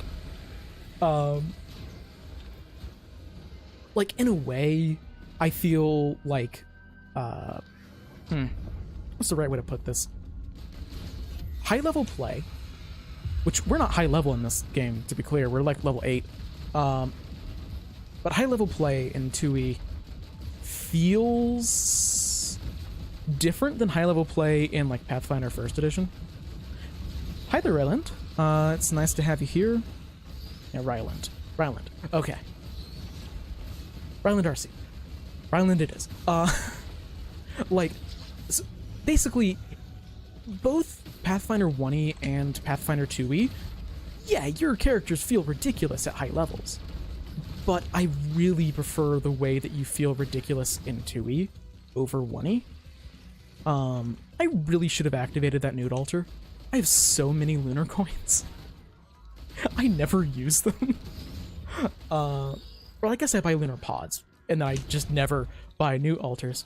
Oh yeah, but just like the way in which characters feel ridiculous, especially at high levels, is just very different. Like, I guess it's more that in, like, Pathfinder 1E, oh, like a high-level monk feels insane. Because they can make, like, 9 attacks a round that are all decently accurate and hit really hard. But they don't feel as ridiculous. Maybe monk isn't the right example. But they don't feel like... So basically they feel absurdly, almost over-the-top dangerous. Like, oh yeah, this person could probably kill me in, like, half a second and I wouldn't even see what they're doing. But in 2, you just feel like a superhero. Where you can do a lot of really weird shit, which feels better to me when compared to like, oh yeah, this character is hyper specialized to full attack, and my god, are they terrifying when they do that. Yeah, and like high level play in 1E, it's just like you're really, really, really strong whenever you do one thing, because that's how 1E works. You focus on one aspect of what your character does, and then you're ridiculous at it, which is one of the reasons why spellcasters, and especially prepared spellcasters, are so good, because the one thing they specialize in is gonna be like spells, which can do a lot. So a high-level wizard will be like, oh yeah, no, I can cast a shit ton of spells really, really well, which is a lot more versatile than, yeah, if someone's next to me, they're probably going to die. The way I've heard it kind of changed a turning point for me in my understanding of 1E as a game was when I heard someone put it as a fairly optimized, especially highly optimized, martial character is a save or die effect within their full attack range. Where it's like, oh yeah, no, you're probably only gonna live 1, maybe 2 rounds next to a high level martial. But high level casters can just do a lot more, which is part of the reason why I like 2E high level play so much more. Outside of, oh god, the math and complexity gets so out of control in 1E, you're not playing the same game. Like low, mid, and high level Pathfinder First Edition are all different games. When Pathfinder 1E, you're playing the same game at level 1 and level 20. It's a more complicated game, but it's still the same goddamn game. The same principles generally apply.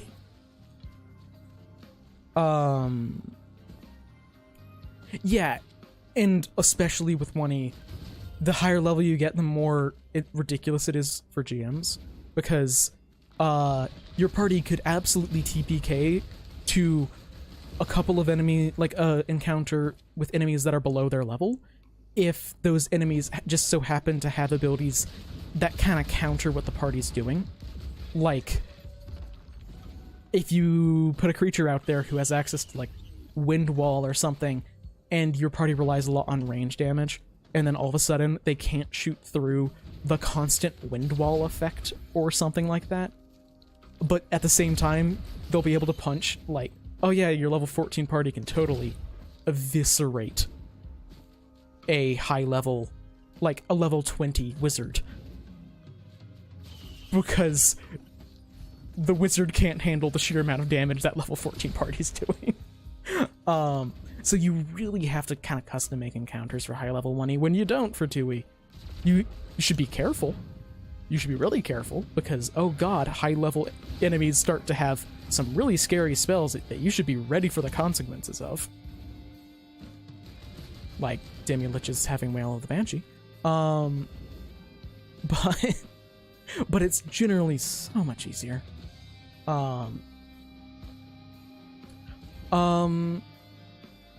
They have said that all previous content is still going to be available on Archives of Nethys for free. Nothing is going to be taken down. So I wouldn't worry about that. And also, from what I've seen, I wouldn't say that, I really wouldn't say that the remaster is a new edition. I would say, more than anything, it's like Pathfinder 2.2. Where it seems like the vast majority of the game is going to be staying the same. I expect that more than anything, it's going to be, there is a original section of Archives of Nethys, rather than there being a separate remaster section. I think the default section is going to be the remaster stuff, and then a separate section for the, like, kind of legacy content? Don't know if that's the right word, but so it's still going to be on there. It's probably just going to be under a different section, because all the new stuff is going to be following remaster, like rules and kind of clarification, or not clarification, but like rules language.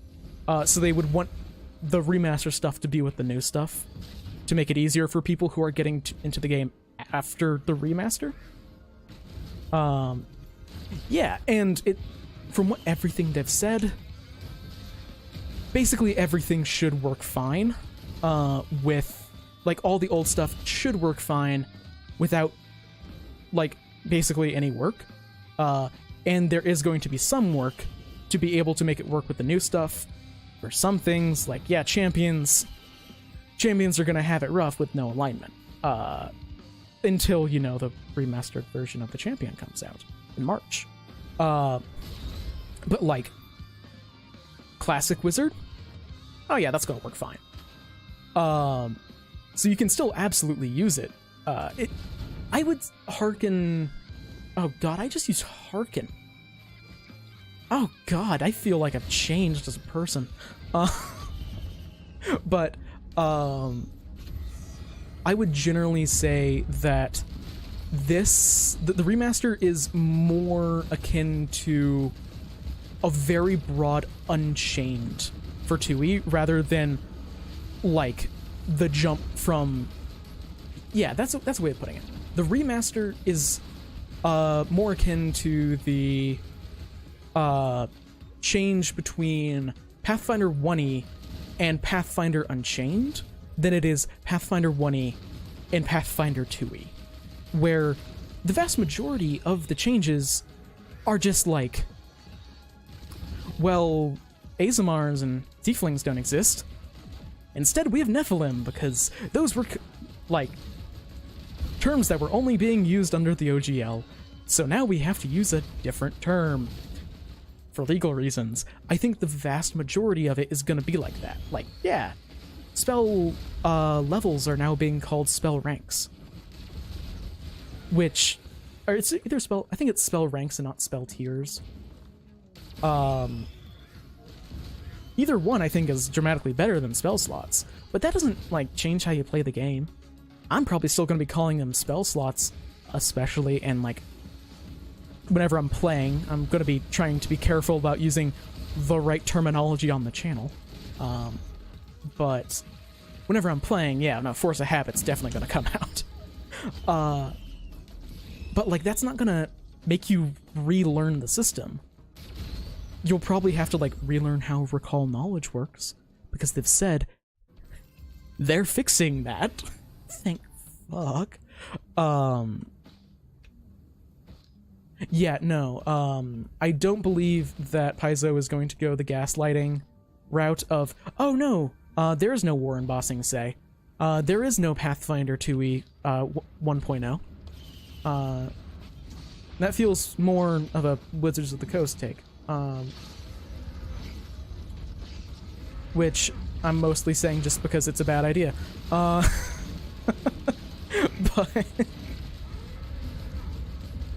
oh no. I should really be paying attention to more, like, what items I actually have. Rather than just kind of thinking, huh, do I have AoE on this run? Because I'm thinking about Pathfinder. Instead of, you know, managing the basically bullet hell I'm playing. But, yeah. Like, I think that because I think that a majority of, like, the work in adjusting to the remaster is going to be, like, keeping it straight. Okay, I'm playing with an alchemist. What should I be expecting this alchemist to do? Or what should I be expecting this witch to function like? Rather than, like, how do I roll to attack again? Or what do I roll to attack? I don't think that stuff is going to be changing much at all. It's just it's gonna be like, well, crap. Used the wrong word, damn it. Which is very understandable considering that a lot of these changes are being made for legal reasons. And so long as you aren't, like, being overtly public about it, you shouldn't have to worry too much about Pinkertons showing up.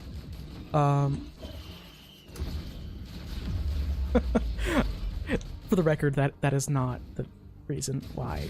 I'm not worried about that happening, which is why I'm going to be careful about using the right terms. That's just me wanting to use the right terms for things, because otherwise it's going to bother me and confuse new players.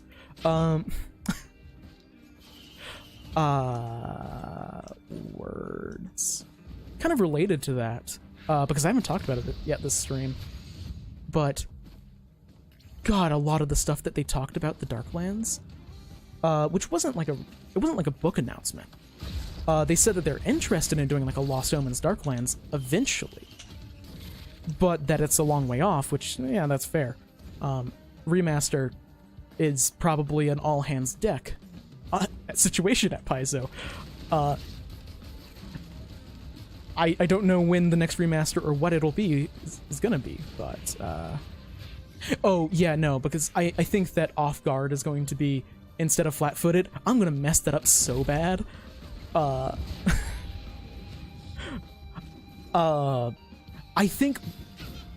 do think that Off Guard is probably a better term. Because, like, can a snake be flat-footed? Yes, but it doesn't have feet. So Off Guard is a better representation of what it does mechanically. Flat-footed was a holdover term from like Pathfinder 1E, where it's, oh, well, you're flat-footed if you haven't gone yet in combat, or if you're surprised, or if an opponent is invisible. Oh, yeah, no. A lot, I would say probably 90% of the changes that are happening in the remaster, Lucas, are because of the OGL. But the Witch and Alchemist, oh yeah, no, that's totally just, those classes aren't operating as they want, and this is a very good chance to reapproach the classes from more of a baseline, because they're already putting out books. Like, it's a better chance for them than an errata is, because erratas are, like, it helps a lot more for approaching things from the ground up. So some things are OGL just, yeah, legally they probably want to change this name, so Witches of the Coast doesn't decide to sue them or do the unspeakable and cooperate with Pinkertons. But oh yeah, prone should also totally be changed. Prone is a garbage condition.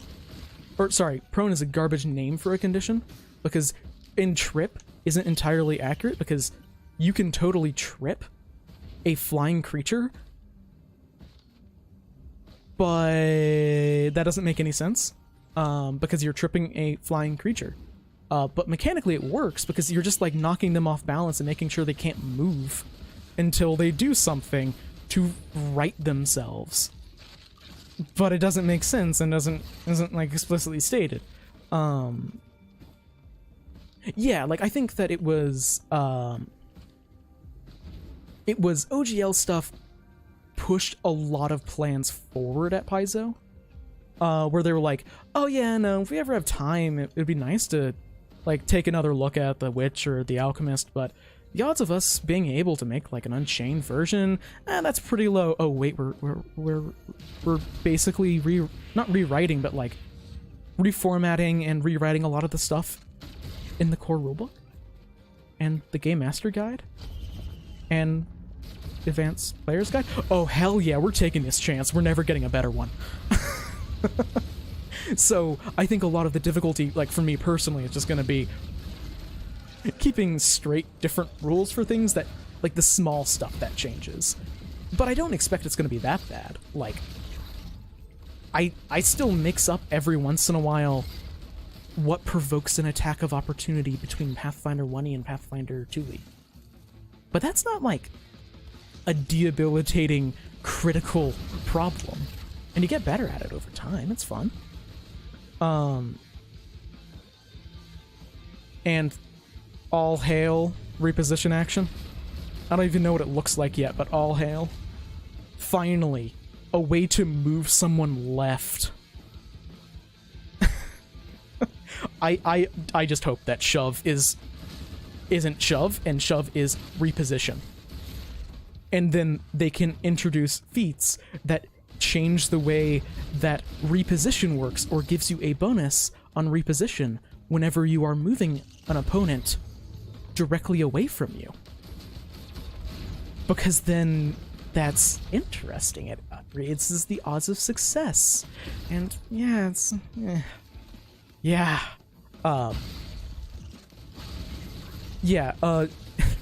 In case you didn't know, Ryland, Schools of Magic are also getting axed because it's an OGL thing.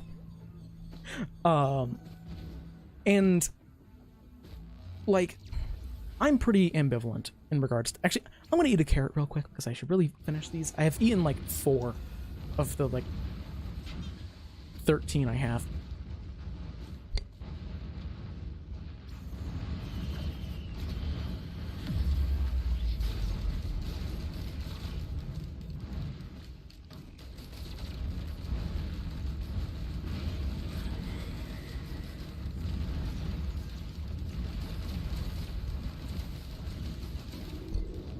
Okay, I'm back. This is bad. Void Mana Worm? Or Void Magma Worm, sorry. Yeah, I am still kind of depressingly proud of the opening line for the video I did on, like, keeping track of what you're holding in your hands. It's a really dumb joke, but... it's honestly kind of what made me make the video.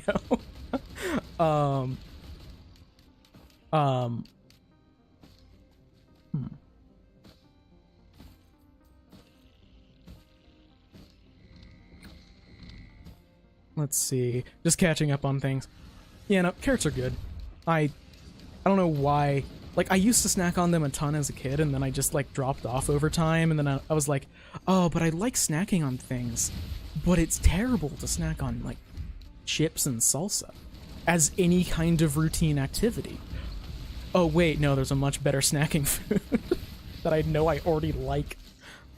Also, in case no one has tried this, cucumbers with, like, cut up some cucumbers and then, like, sprinkle salt over them. Fucking amazing. And also not outrageously expensive, because salt is cheap as hell, and then cucumbers aren't that expensive. But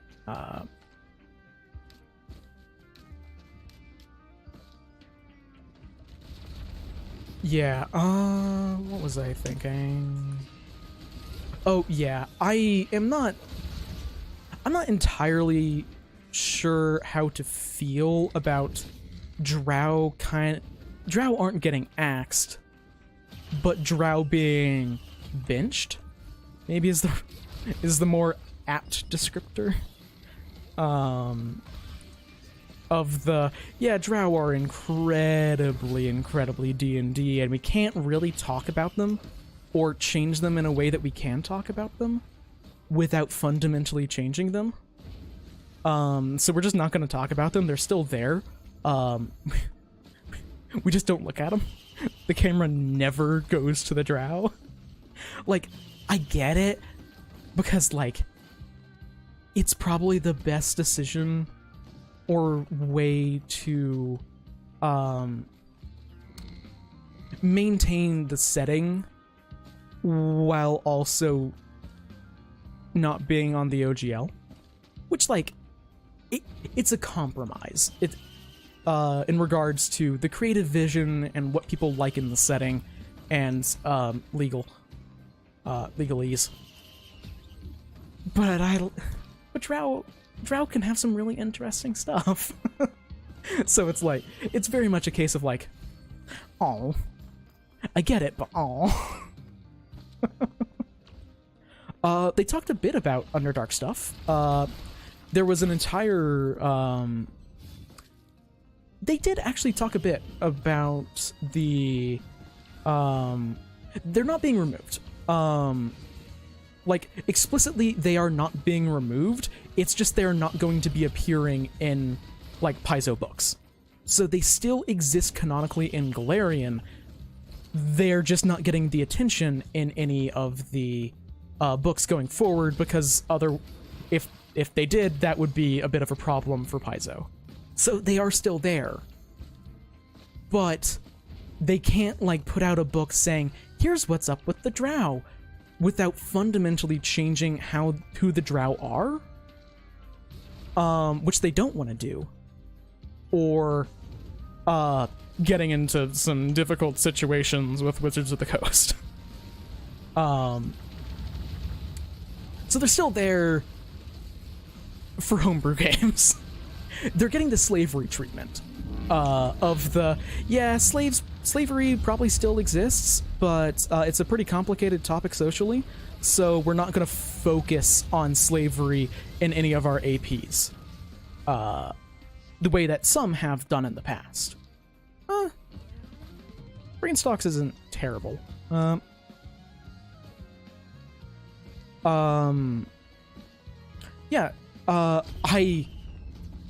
For the record, for the sake of clearness and openness, because those are important, I did not watch the Underdark panel. I had a game going on during the time.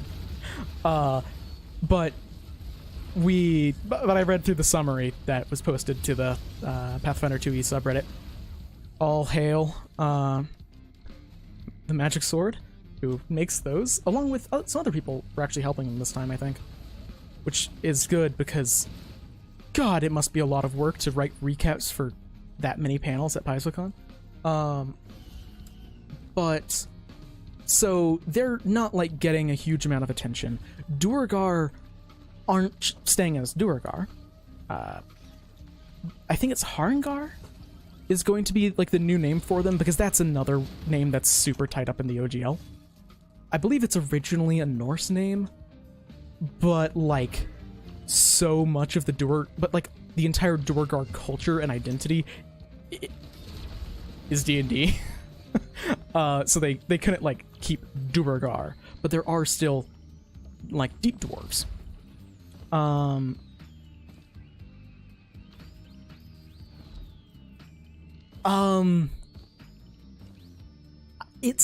I believe that there is some information about the Drow that is no longer canon, and definitely has been like a unreliable narrator sort of thing. For example, a lot of old Drow cities are now inhabited by different people. So that could just be like an unreliable narrator in the Inner Sea who then like their information got out of hand. But they still exist. They're just no longer like one of or the dominant force in the Darklands. So they're getting benched. They're still there, but not in like the same form where if you're talking about the Darklands, you need to talk about Drow.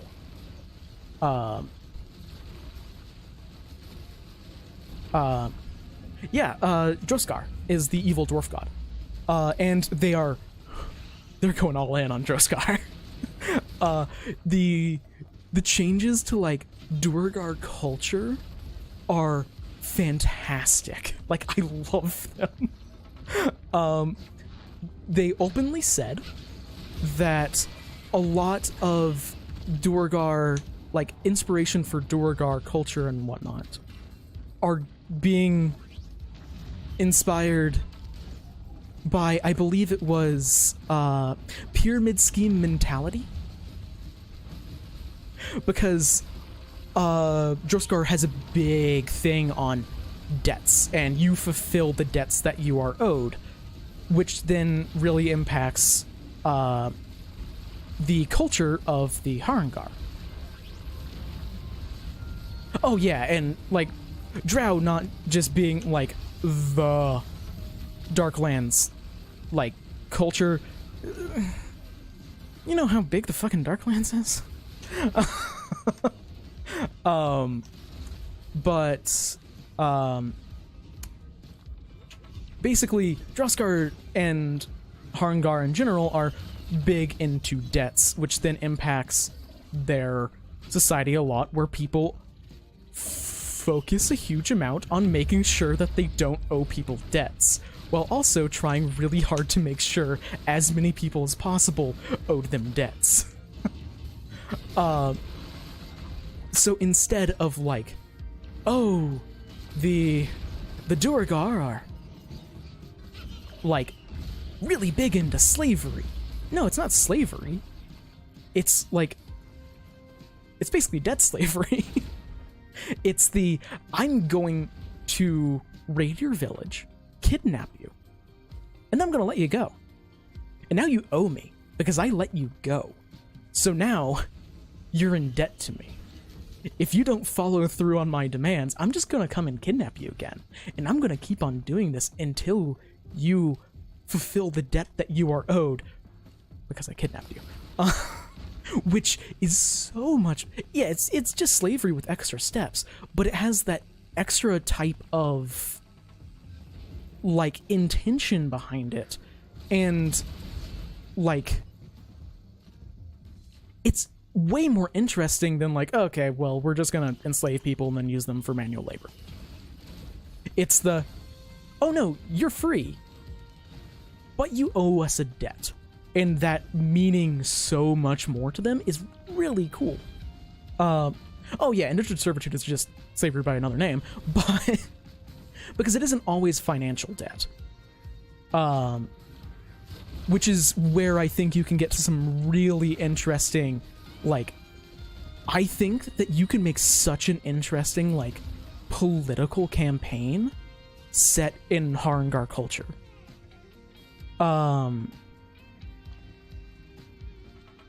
Because, like, political debt, what does that exactly mean? And you can just get a lot of really interesting stuff out of there, which you can't get with chattel slavery. And yeah, it's basically the same thing where, like, oh, Cheliax has abolished slavery. Did they? Yes, chattel slavery. But there's a lot of different types of forcing someone to not have personal freedoms and work for you. There's a lot of ways to do that. And just using the one that is the most immediately visual, aha, yes, that is in fact a slavery situation, just makes for dramatically more interesting stories in my mind. Also, just hearing them be called the Pyramid Scheme Dwarves is really funny.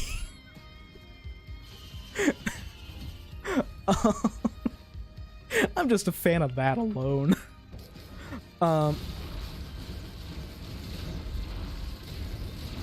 Because really, how do you make an evil race that isn't immediately like, oh, how do you function? Pyramid schemes. Evil. Yeah, no, like, you can absolutely take it mobster. It's the, oh yeah, well, we keep other, like, criminals from encroaching and, like, fucking up your shop. So you gotta pay us, like, protection money. Or otherwise, we're gonna be a problem for you. You don't have to go, like, a slavery or an indentured servitude route. You can just go mob. Which, I don't know, I just like it a lot. Oh, well, I wish I found that earlier. It is ridiculous how much of an impact finding an executive card makes an impact on every run. Ridiculous item. 10% money saved and just more items because you can buy every item from a multi-shop. It's absurd. I really do hope that Droskar temples happen to be shaped like a pyramid. Because that would be really funny.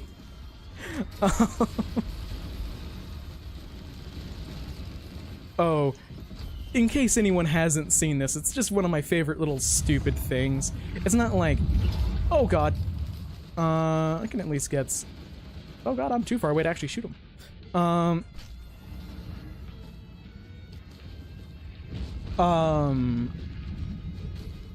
Yeah, because I've got a red item that makes it so every time I hit someone, I reduce their armor so they take more damage with every hit.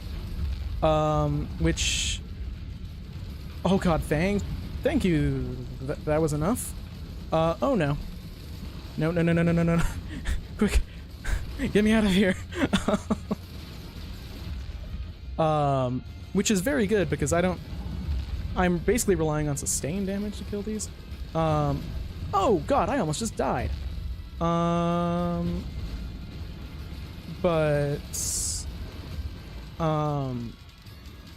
Mildly different dangerous fight. Simply because I have no mobility. And dodging those is very important. Oh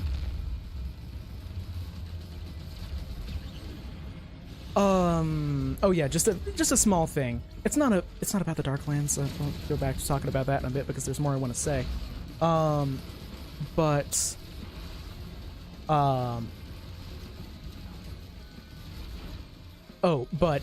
just it's about Rage of the Elements and just goblin elementalism. It's so funny to me, but it's also just like really interesting on a more like magical theoretical level of how that actually has some kind of backing of how the elements are just a list of what's important. So it changes depending on the goblin what the elements actually are, but normally like the top 3 are some combination of fire, sleep, and food, which is so funny. I fucking love I love Pathfinder goblins so much. I really just love how like goblins started as like the scary kinda freaky Pathfinder like iconic monster, and then over the years they've just turned into like, oh yeah, so here's one of the 6 different goblin plushes you can buy from the Paizo store. I don't know if they actually have plushes, they should. But I just love how they've changed over the years.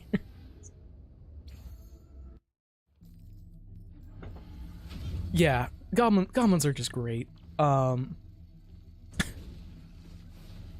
Like, I feel like the idea of goblin elementalism of, yeah, the elements are just what is the most important in your life, came because someone said, well, the elements are what make up reality. And then, like, that was like, it was a poor translation, and they understood it as, the elements are what make up your life. So they're like, oh, well, I love sleeping. So that's one. Fire's rad. So that's 2. Food. Oh yeah, food's great. That's 3. But like, how different cultures interact with the elements is really interesting. And then you just have goblins that are like, sleep element.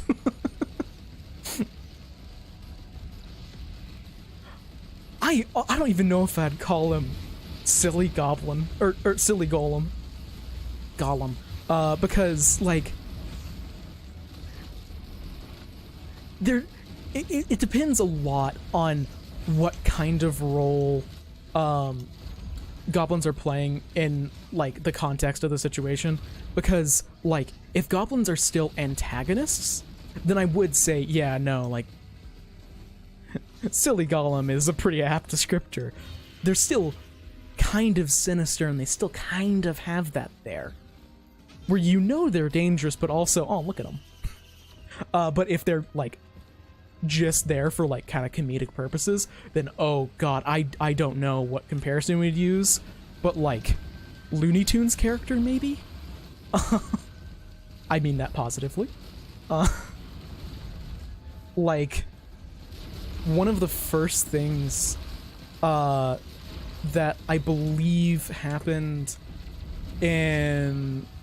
No, definitely one of the first things that happened in Agents of Edgewatch is you're just breaking up a fight between 2, like, goblin street vendors and trying to determine, like, okay, well, who is, like, stealing the other's famous recipe. It's not famous. It's like pickles deep fried, but it's just very over the top and very Goblin in a way that isn't like Gollum, but just like, you do you, man.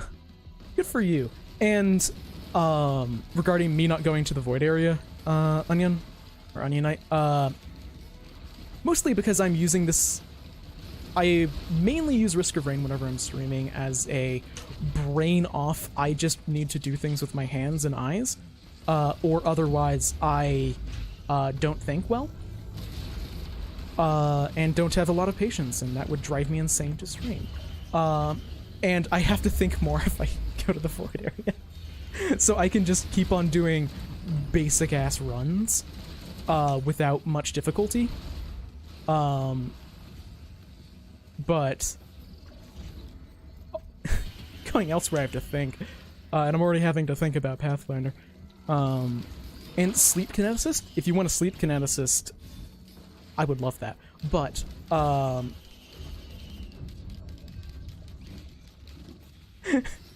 no, a goblin kineticist with like air, and then you with air as your element, and then I really hope there's a suffocation impulse, because there was in 1E and it was ridiculous. It would definitely be toned down in 2E, but you're a goblin high level kineticist with suffocation, and you just say, oh no, no, no, no, this is sleep, it's just a very deep sleep. Or I'm a sleep kineticist. I just apply my sleep abilities through blunt force trauma.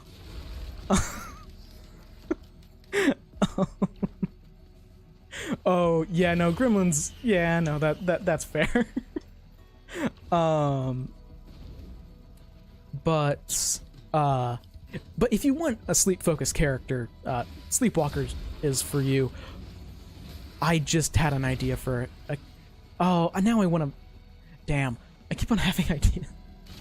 After one group that I'm playing is finishing Abomination Vaults, we're moving on to Stolen Fate. And I'm probably gonna make a brand new character for it rather than using my character from Agents of Edgewatch. Or not Agents of Edgewatch, Outlaws of Alkenstar, very different campaigns. Just because I want to make a new character. And I didn't make this character remotely in mind with going above level 10. Or 11, whatever level we're ending at. And I want to try other classes at high level. But now I just really want to make a Sleepwalker. Because the really funny Sleepwalker, the really funny Sleepwalker feats are high level. Like, real high level. In case you didn't know, Sleepwalker is an archetype that is all about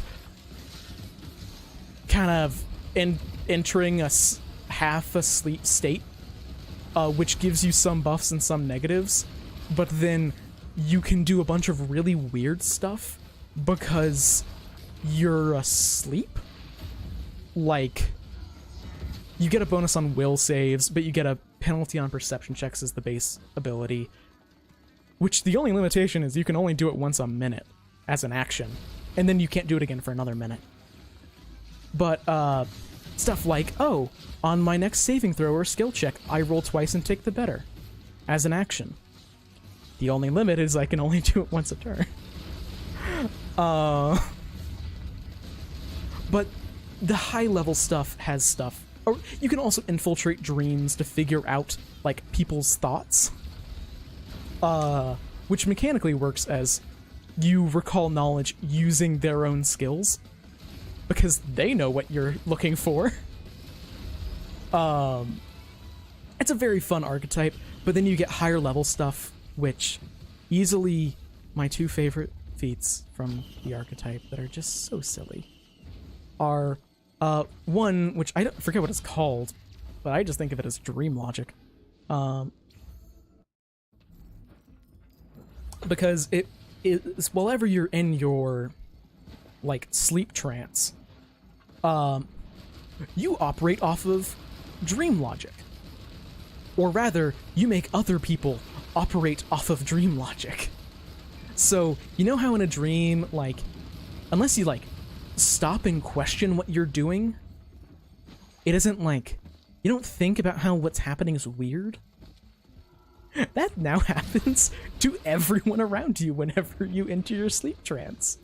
So I think that everybody has to make a perception check against your occultism DC, and otherwise they don't notice anything being weird. So it's like, oh no, you don't sneak past the guards that are in front of, like, you don't sneak past the bouncers. You fall kind of asleep and kind of force everyone else to kind of fall asleep a little bit too, and then you just walk by them because, like, business as usual. Whatever you do is kind of just turned normal in people's brains, but every time you interact with them, they get another save.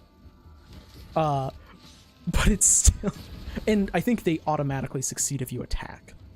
But it's like... That's so good for, like... Oh yeah, we're gonna jump someone in the middle of the street. Everyone is just gonna think, oh yeah, this is as usual, and carry on. It's just a silly feat with a lot of very, very funny RP moments.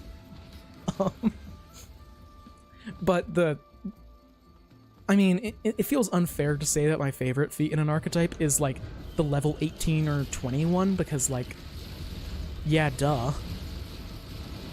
That's gonna be crazy. But it's...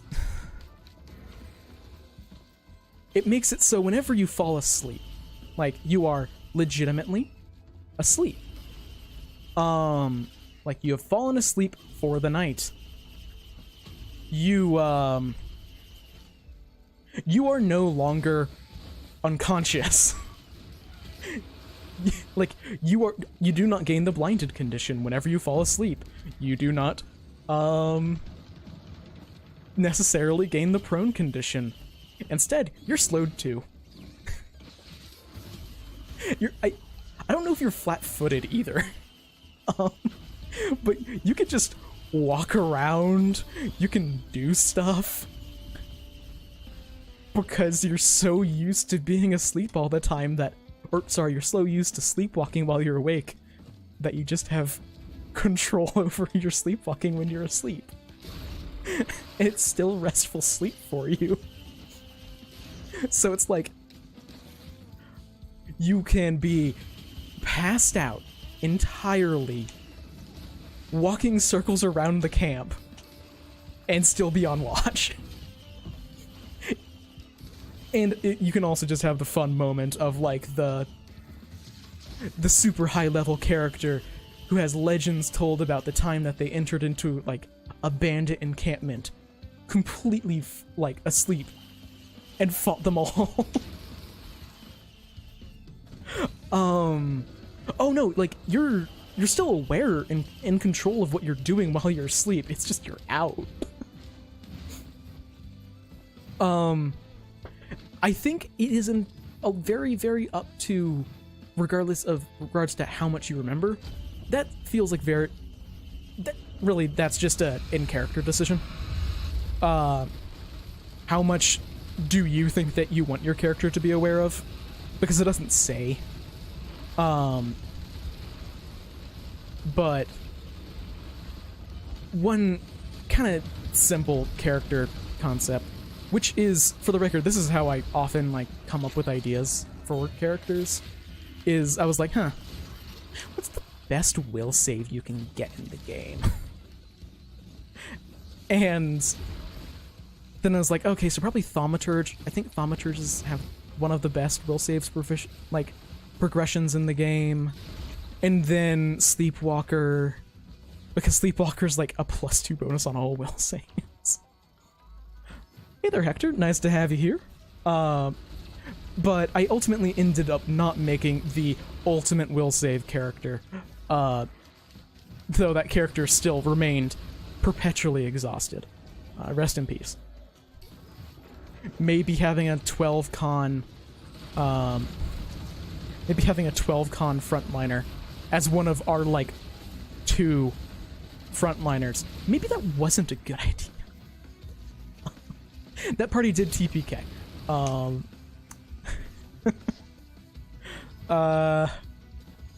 Also, I don't know if this is an experience that anyone else has had.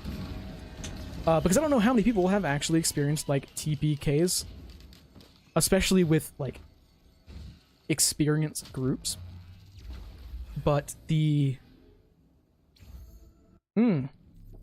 Okay, well, after I finish this quick thing, I'm gonna just give a brief summary of things from Paizocon. No new books were announced. Outside of AP 200 is a double-sized single volume, so it's kind of a standalone adventure, but it's also an AP going back to Sandpoint, which is pretty cool, but I kind of wish it was multiple books, because that's an AP. Levels 4 to 11. But, oh, yeah, so just one party I was in TPK'd for the first time, and we all had, it was a janky-ass party, because we were all experienced players and had weird idea for builds. So, like, Tome Thaumaturge with a terrible defensive abilities as one of our front lines, then a Fey Summoner whose Eidolon had a lot of spell casting. One of our other frontliners was a gunslinger. Churgeon Alchemist. An inventor who had been with us for one session. And when we TPK'd. And then we TPK'd and we all kinda, without telling each other, basically were like, well, fine, I guess we're gonna make real characters this time. So we talked about, like, what roles we were each gonna fill in the party, and then it was like, okay, we have a champion, a giant instinct barbarian with a reach weapon,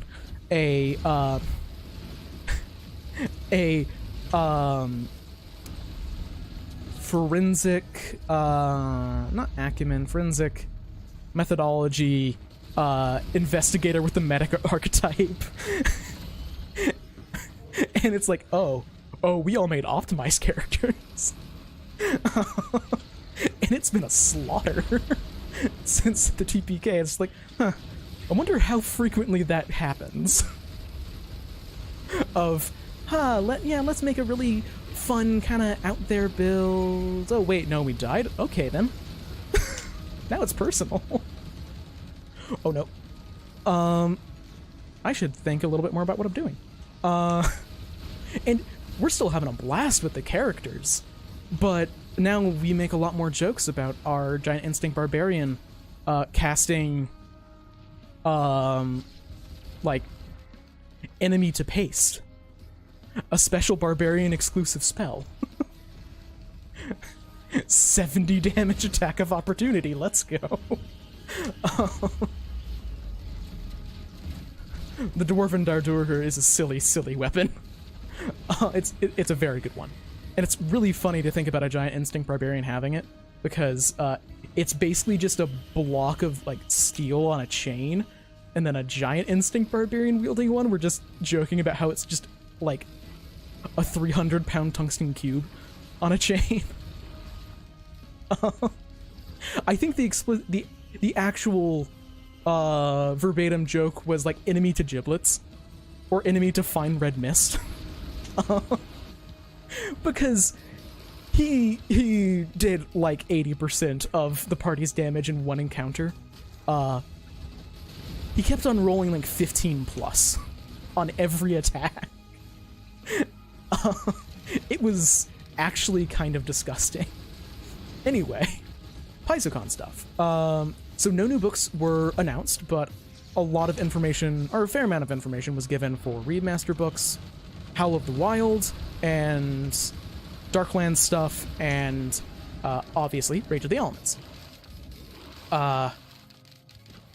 Some information just, like, wasn't on the table, because, like, basically we didn't hear much of anything about, like, Player Core 2, or really in-depth about Monster Core, because those aren't remotely done yet. But starting Rage of the Elements, because it's honestly probably the quickest, We're getting 2 pages of impulses for every element, which is a bit ridiculous considering there's 6 elements, and we're also going to be getting pages, who knows how many, of combined impulses for every elemental combination. And it sounds like we're getting at least 2 for every elemental combination, which is gonna take up a lot of pages. You can spend 2 actions to deal con damage, or sorry, not deal con damage, to add Constitution 2 damage with your Elemental Blast. Instead of gathering an element into a hand, it's like an aura thing. Sounds cool. We don't know a lot about it. We didn't get a whole lot about the foundational mechanics of the Kineticist, which is fine. We're getting in a bit. Oh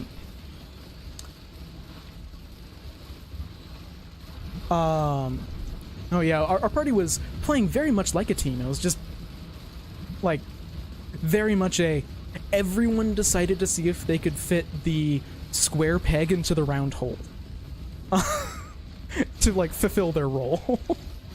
Which, when everyone does it, it can get a little tricky. Also, we had a very tough fight. Mid-boss fight of, Book 2 of Outlaw's Falcon Star, if you know. But that's also, there's going to be a new Barbarian Instinct in Rage of the Elements, which is good because of the name. They need to put a Barbarian Instinct. It has Rage in the name. Then that's most of the mechanical information we got from Rage of the Elements.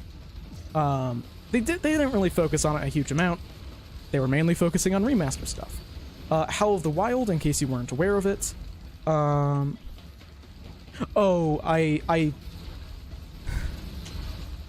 think Kineticist... Oh no, Alchemist in its current form, who knows what it's going to be eventually.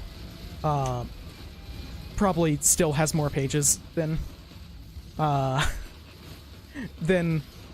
Kineticist. But if you're not counting every alchemical item, because, like, other people also probably will want to know what the alchemical items do, where no one but Kineticists will really care what the impulses are, then Kineticists definitely have them beat. But Howl of the Wild, in case you aren't aware, because I wasn't until Paizocon somehow, it's going to be the next, like, monster book, like Book of the Dead, where they're going to just have a shit ton of beasts and animals and nature stuff. I believe 6 elements gives 15 combinations of the 2 elements. Wait, no, it's definitely more, because 1 element would have 5 plus 4, so 9, 12. God, I shouldn't be doing math on stream. 15 sounds about right. Yeah, no, I think it is 15. But so Howl of the Wilds is just focusing on, like, animals and beasts instead of undead, like Book of the Dead. But there is also going to be 6 new fucking ancestries. Centaur and Minotaur are the only ones announced. They're large. I'm hyped for that. The other ancestries are not Greek, so I have no idea what they would be. But I'm hoping for, like, a general insect ancestry, rather than, like, here's the bee people. I just want here's the insect people with a bee heritage. Similar to how sprites can represent a lot of different types of sprites. Because that's a niche that isn't being filled. Just general summary, that's basically it for Howl of the Wild. It looks like it's going to be really cool. We haven't seen a huge amount about it, but then gonna do Darklands next, because Darklands is big. Darklands is the really big, or sorry, the remaster has the most information, and I want to talk about it the longest.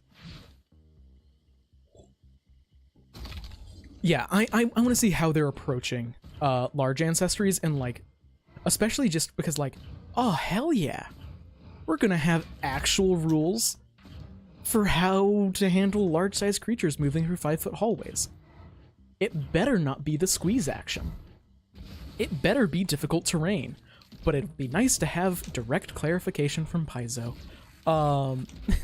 There is also a heritage for both that makes them medium, in case, like, your GM says, oh god, no, please don't give me this headache. But they're fine with you playing, like, a Minotaur, but not a large Minotaur. Hell, if that's the case, and the only reason why, the only problem that they have with you playing a Minotaur is that they're large, and you're not playing in, like, a PFS game or something, I don't think, depending on what else you get for being medium-sized instead of large, it might not be the end of the world to actually just get another heritage too, so you aren't just, like, taking the heritage tax to be able to play your ancestry. Anyway, that is entirely theoretical, because I have no idea what they're gonna look like. But they look cool. I am curious about if Minotaurs get reach by default. If anything, they might have like a horn attack that doesn't have reach, but then maybe what they're holding has reach. Centaurs, I'm assuming, won't have reach, but I'm assuming they're going to be the fastest ancestry in the game because horses have a base of 40 movement speed in 2e. Centaurs definitely shouldn't have reach by default, and I'd be shocked if they do, because like Driders, which are not going to be coming over into Driders, no fucking way. Driders show up. I could see like maybe reach on a charge or something, or reach as like a 9th level ancestry feat or 13th level ancestry feat. Also, there's apparently going to be a line of feat for centaurs that are explicitly focused around your allies mounting you and actually using you as a mount, and getting rid of all of the penalties that normally exist for mounting like another PC. If you want to focus on it, which, oh, I love that. It's very dumb, which is fun.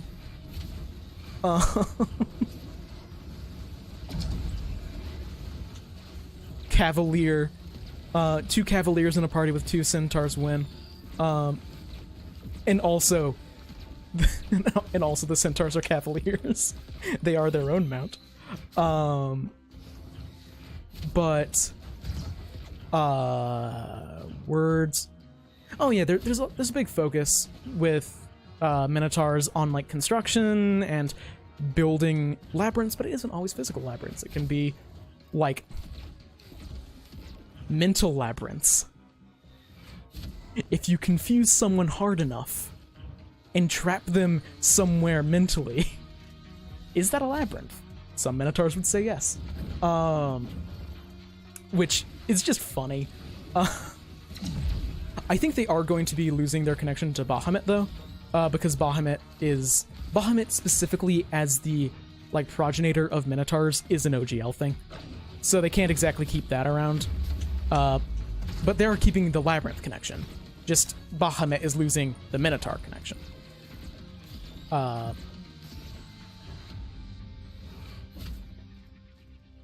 Oh yeah, no, stacking 3 mounts. Yeah, no, like getting them reach would be fucking insane. Like, I could see, like, maybe it's an ancestry feat or a heritage that you can spend an action to get reach, but you're flat-footed. For as long as you have reach. Like, that might even not be a big enough downside to just have reach all the time.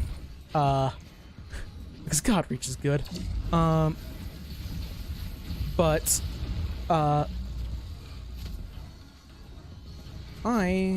might be in a little bit of trouble. Oh, that's why I have 1 damaging item. I guess I have 2 damaging items. Okay, yeah, no, this is probably the end of this run. Yeah, no, that's not going well.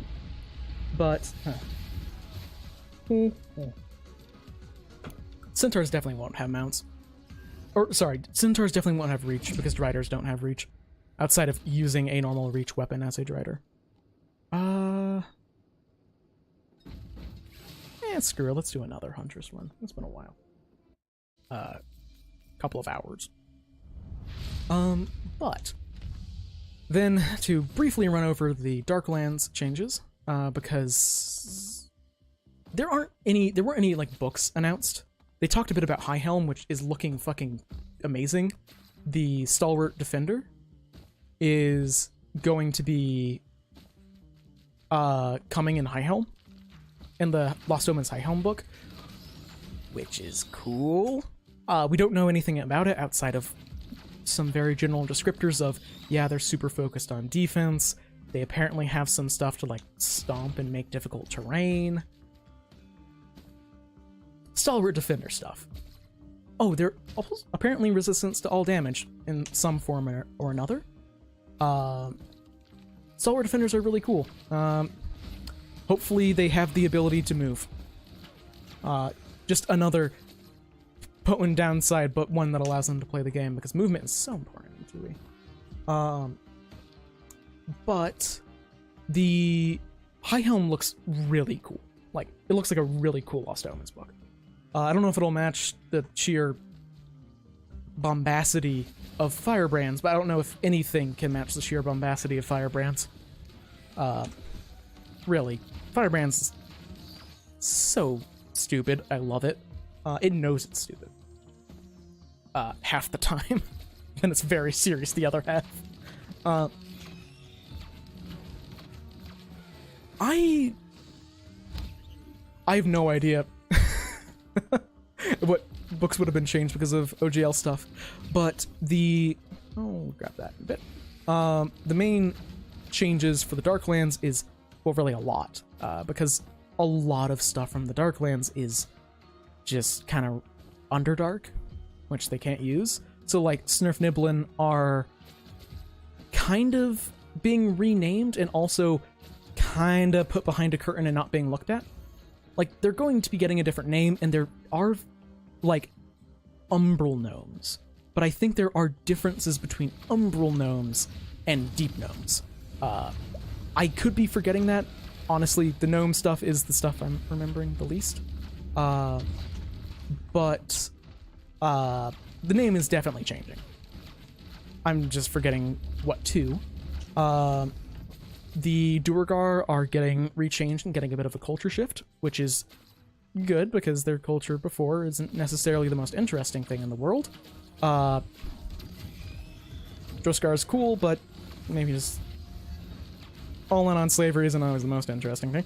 But they're now going to be called Harangar. Oh, it's not that I hate gnomes, it's just that the other stuff sounded immediately the most interesting, so my brain decided that was the stuff I'm going to be remembering off the top of my head. Like, you can absolutely do a lot of really cool stuff with gnomes. It's just, I don't control what my brain remembers. I wish I did. Oh, but the Duergar being renamed to Harangar because OGL. And they're kind of getting more of a culture based on debt, and they described it as pyramid scheme mentality. So I don't know, actually. This might be an opportunity for bleaching, but bleaching doesn't have anything to do with, like, sun.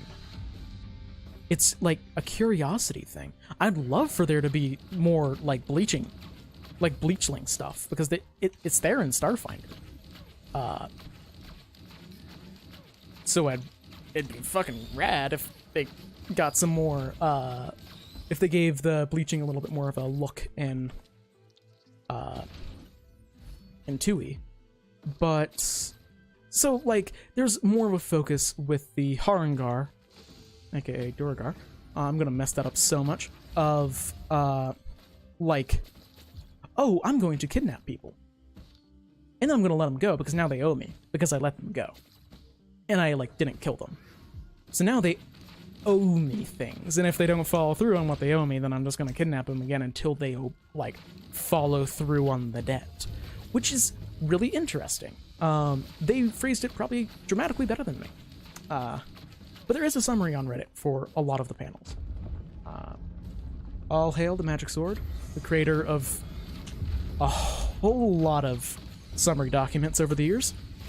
I was not able to watch a lot of the panels live, so a lot of what I have is through them and the other people that they worked with to make the summary documents. Which is why I'm trying to remember to say that a lot of my information is from them. They do good work. But probably the biggest thing, and probably the main reason why they had a whole panel about the Darklands, is because Drow are kind of getting bitched.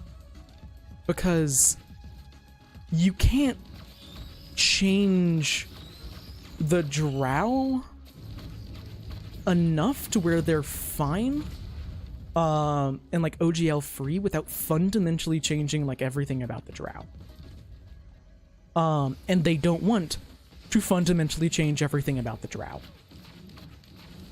Like, it isn't enough just to change their name, because like everything about the Drow culture is OGL. So they still exist. They are absolutely still there. They're not being like written out of the setting. It's just they aren't going to be focused on in any books. And there are still going to be Cavern Elves, but they are distinct from Drow.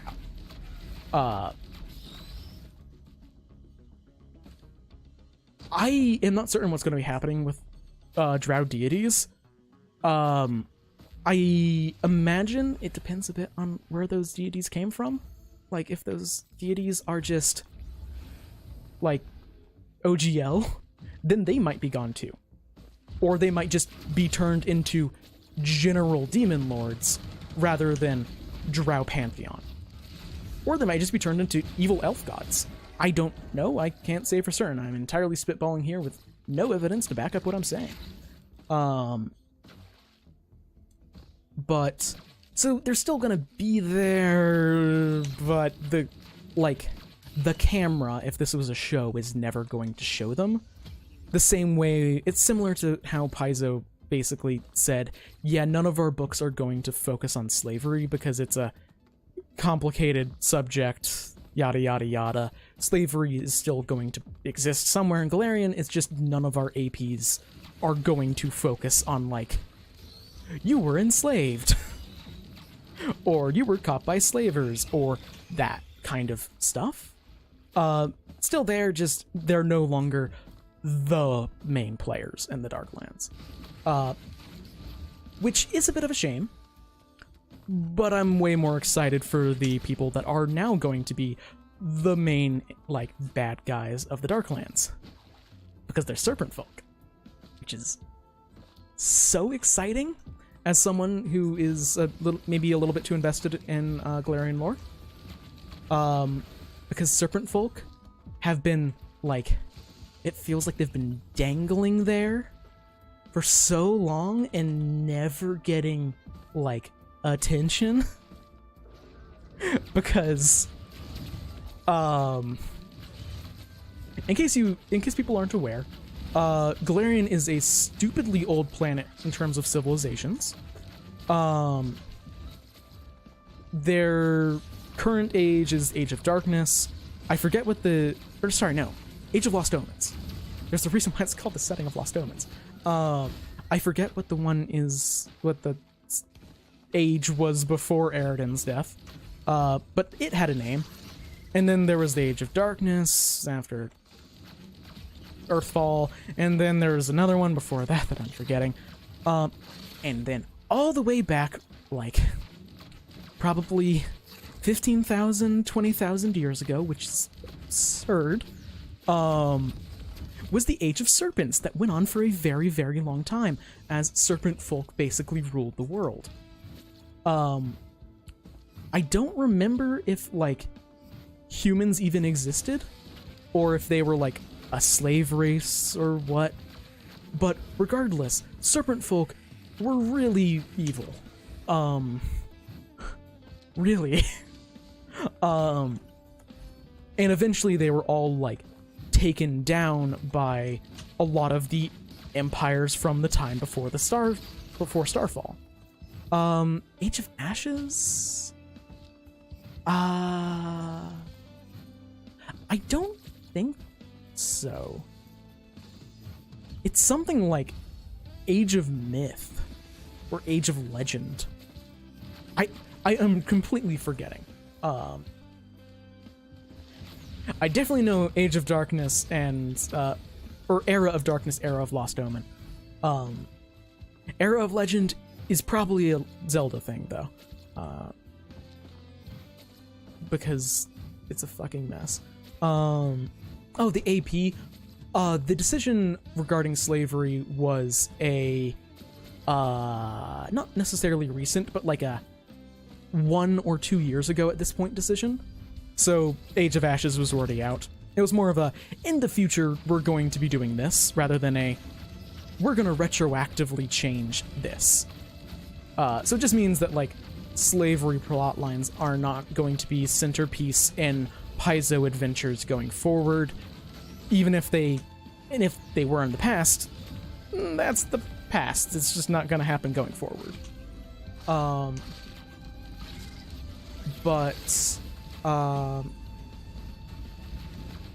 Words? Oh, yeah, so serpent folk are basically, like, the proto-evil super bad guys, where it's like, oh yeah, the Aslanti were pretty evil. Oh yeah, like, Babylonian rune lords, pretty evil. They were better than the serpent folk that they tore down, and that they took over from, or arguably better. You can make the argument there and it wouldn't be entirely incorrect, which is saying something considering everything regarding Aslan and the Rune Lords and Thassalon.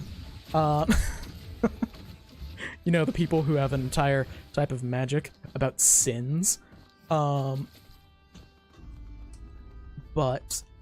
so that's exciting. A lot of, like, drow cities, the way they're doing it is it's kind of like there was an unreliable narrator, and that's where a lot of, like, other information was coming from about the Darklands. So it's like, oh no, this was actually a serpent folk city, not a drow city. So they're going to be the primary antagonists. I'm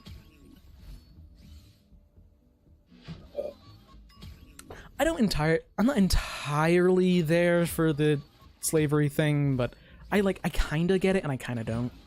I'm split on it. I think that there's a lot of easy ways to, like, where you don't have to rely, might not be the right word, but I don't know. I'm not torn up about it. It's fine. I'm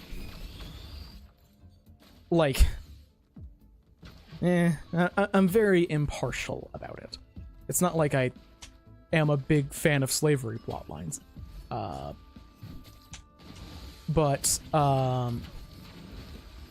Like, even in, like, oh yeah, definitely in PCs shouldn't do it, obviously, but,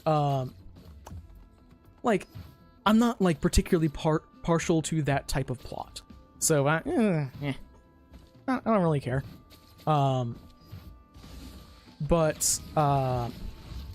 Especially because it's, like, there are a lot of ways to portray slavery that is not objectively slavery. Like a lot of what the Harangar are doing with debt. That's pretty slavery adjacent. Anyway, I'm looking forward to that a lot. They said they would like to at some point do a Lost Omens for the Darklands, but that is a long way off. Like, they would like to do it, but it is not currently being planned, or they couldn't announce it. Well, they did abolish slavery in Cheliax, but did they? Oh, there's a chest over there. I'm gonna get that.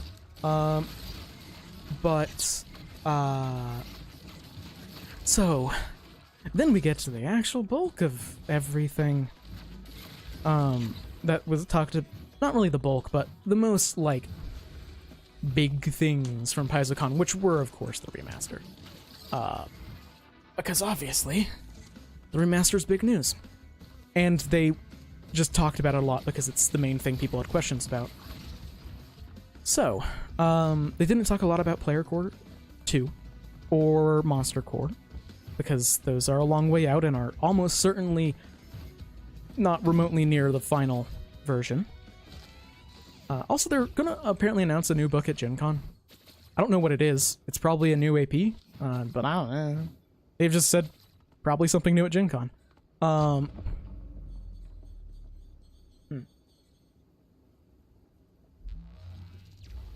So a couple of big things. They're getting rid of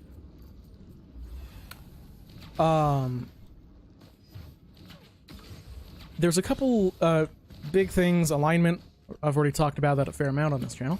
But spell traditions, or not spell traditions, spell schools are going away because that's also an OGL thing. So like capital N necromancy spells don't exist, but it still makes complete sense for people to talk about necromancers. It's just like there isn't the School of Magic Necromancy or the School of Magic Evocation. It's just lowercase necromancy spells or fire spells. Which then to briefly talk about wizards, because wizards interacted with that system the most. Like that was one of their subclasses. The way that they're changing that is focusing more on like literal schools of where did you study. There is a I didn't study anywhere option, but like I studied at a school for war magic, which is that then you get like bonus slots and spell like focus spells for magic that would make a lot of sense for the military. That's where you've got your fireballs and like your earthbinds. Just the objective like combat, that's useful for combat. But then there's also like civil wizardry, which has a lot of building and wall of stone and making constructs.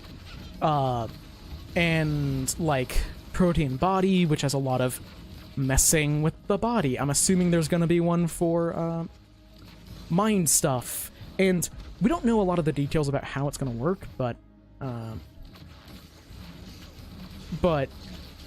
like you can still totally, like as a GM or in a homebrew game, just say, oh yeah, no, this is a necromancy spell. Like, ask me what spell school this is, because if Paizo isn't going to say it, I'm just going to assign them. Like, you can totally do that. They just kind of have to get rid of them because of OGL. And you can also totally still use the classic wizard.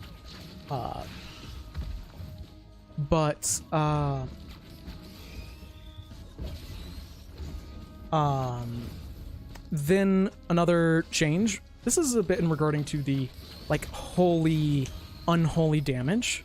And probably one of my bigger kind of issues is there isn't going to be law or chaos. Like, as kind of damage types. Pseudo damage types.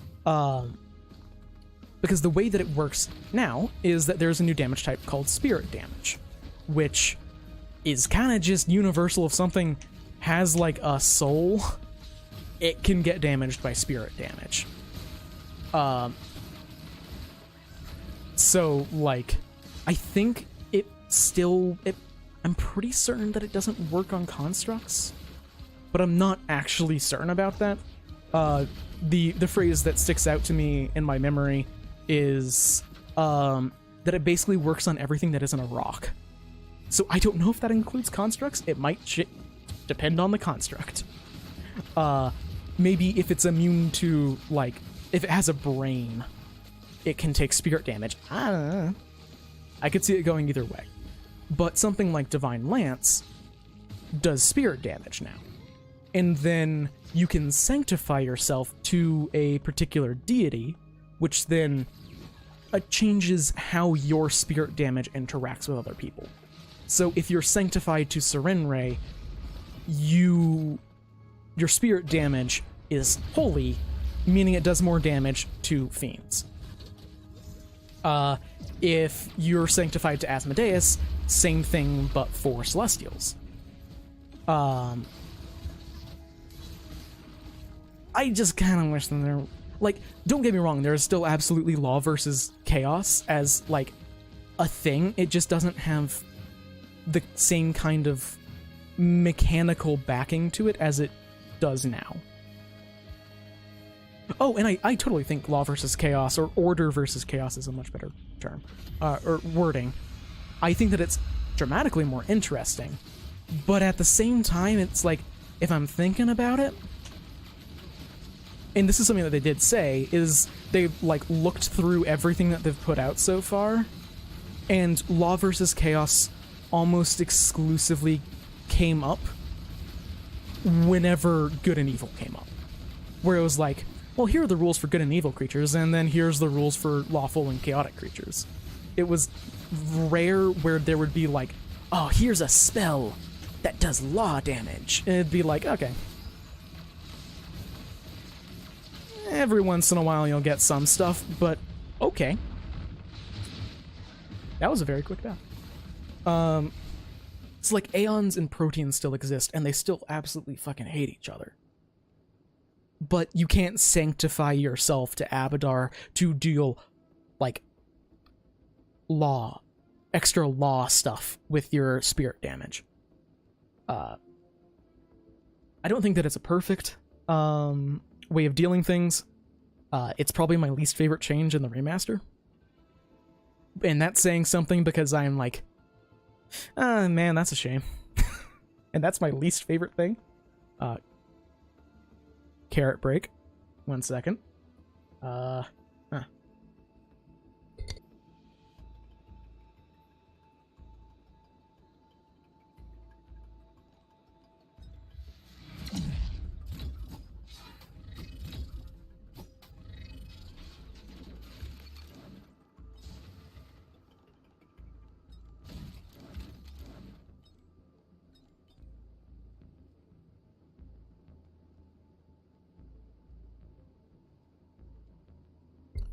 What can I say, Ryland? Carrots make an excellent snack. Especially baby carrots. Although, like, actual carrots, also amazing. Especially if they're, like, fresh. God, fresh carrots are good. Unfortunately, I don't have a space for a garden.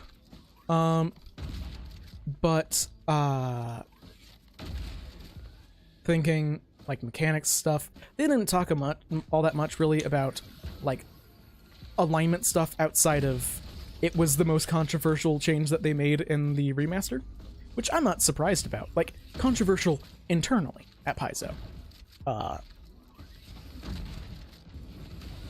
And also that the planes aren't going to, like, change. It's that they're... The lore is still there. It's just, like, the mechanical backing of alignment isn't. So, like, yeah, hell is still totally lawful evil, but it doesn't have, like, the lawful evil tag. So it doesn't interact mechanically the same way. You know, alignment's being removed, Nora. Instead, there's going to be a system of... They've been calling it Edicts and Anathema, but I think that's a... Oh, the abolished... That was announced in Firebrands. And in... It's very much... They abolished slavery with an asterisk. Where they're now more for indentured servitude and debt slavery, rather than literal chattel slavery. And kind of, forced indentured servitude. So it's more like, the way I would describe the abolishment of slavery in Cheliax is, it was a PR move. It's like,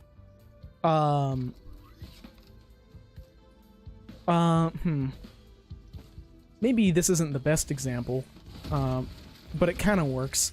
It's like a company changing their,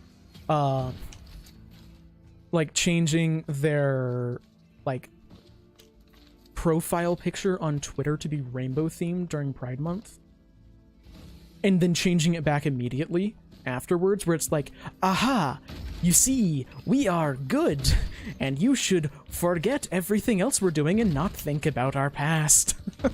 That's the feeling. I don't know the internal, what happened to cause that change, but Cheliax is absolutely still running on slavery. It's just a very different type. Or rather, it wants you to think it is a different type. That is the vibe that I've gotten from it. I don't have Firebrands. I don't own it, so I can't read all of the lore decision myself. But it's very much a... They say they've changed, but have they? Which is very, very on brand for Cheliax. To be like, oh man, people hate us because we enslave people. Well, if we change the slight... if we change the law in a way that is different, but not in practice different, then clearly that will matter a lot to people and change the way that they think about us, which is a very, very devil way of thinking. Well, legally, the situation you're called in is not called slavery, therefore, I don't see why you're calling me a slaver. Even though the situation that you're in has not fundamentally changed, the legal definition has, and therefore, I am now a good person. Very Chilaxian.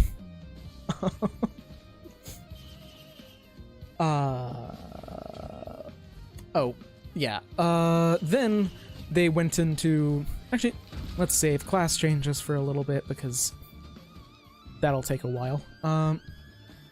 But there's going to be some updates for, oh yeah, no, it's never done overnight, and it's never done clean. I am so hoping, absolutely one of my larger hopes for an AP is a let's take down Abigail Thrune AP. Because that'll just be fun.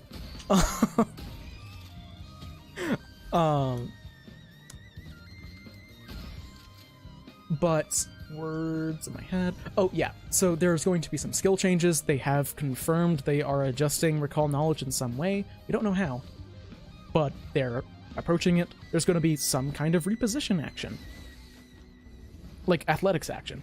Don't know what it is. I hope it's just omnidirectional shove, and then you can get bonuses to shove people directly away from you, because shove needs the help and disarm needs it more.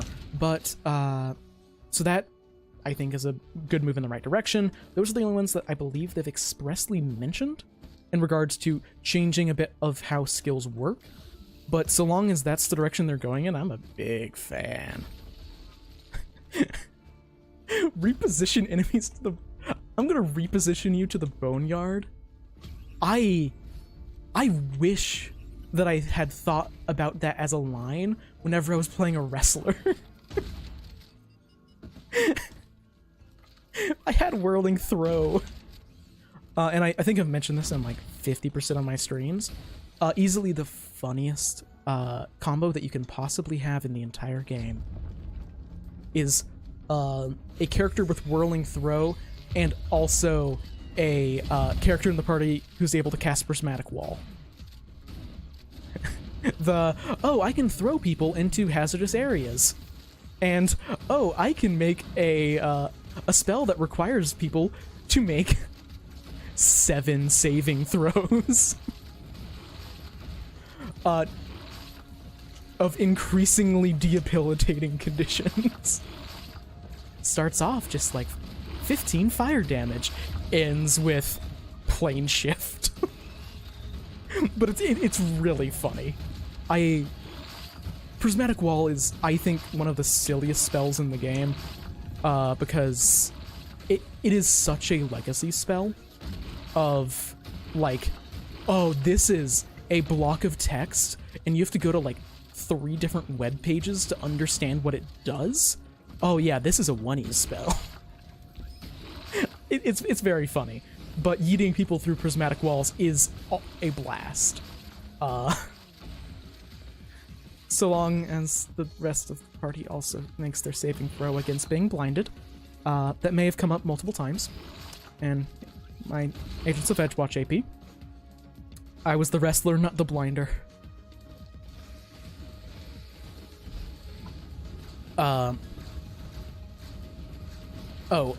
Yeah, then there's, like, changes in regarding to spells. What a surprise. Some of them are just name changes, but it seems like they're going to be approaching cantrips maybe a little bit differently.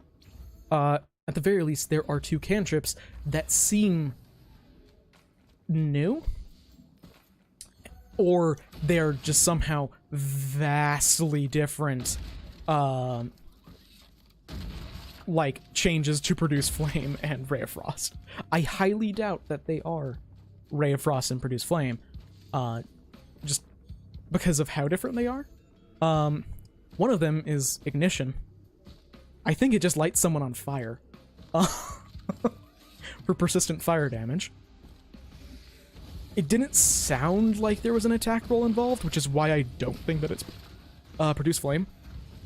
I doubt that produce flame is going to be its name, but I'm all here for Ray of Fire and produce ice. And then the other one was kind of interesting. If you create a shell of ice around someone, which then gives them weakness to bludgeoning damage, which is cool. I want to see what it actually does before saying it's good.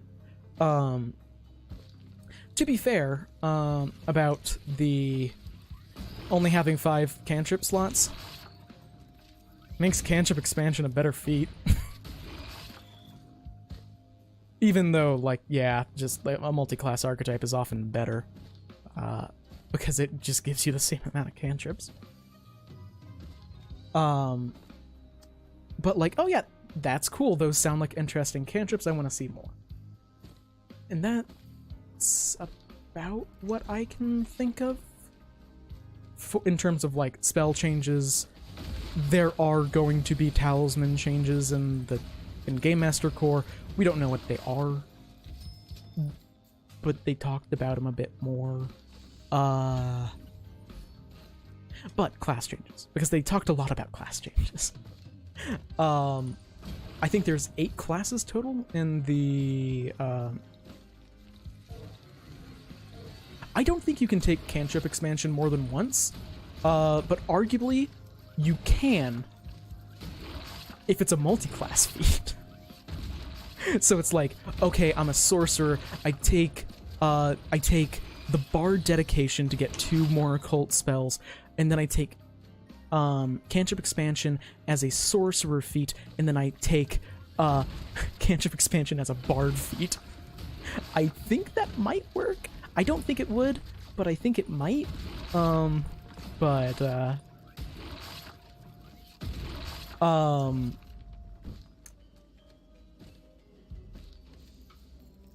Maybe. But yeah, so I think there's 8 total classes, which is one of them. Champion isn't. We're gonna have to wait a bit to see what the champion looks like, which makes sense because it'll need a bit more work. Thinking through things. The simplest changes are bards are getting martial weapon proficiency, meaning warrior muse bards are getting something. We don't know what it is. I don't think that they're getting a lot to actually change how bards play. I don't think giving bards martial weapon proficiency is gonna change much. They said that they're pretty happy with the way that bards are working right now, just, I think they're getting martial weapon proficiency, which is cool. I'm gonna get more drones now that I've got Colonel Drone Man.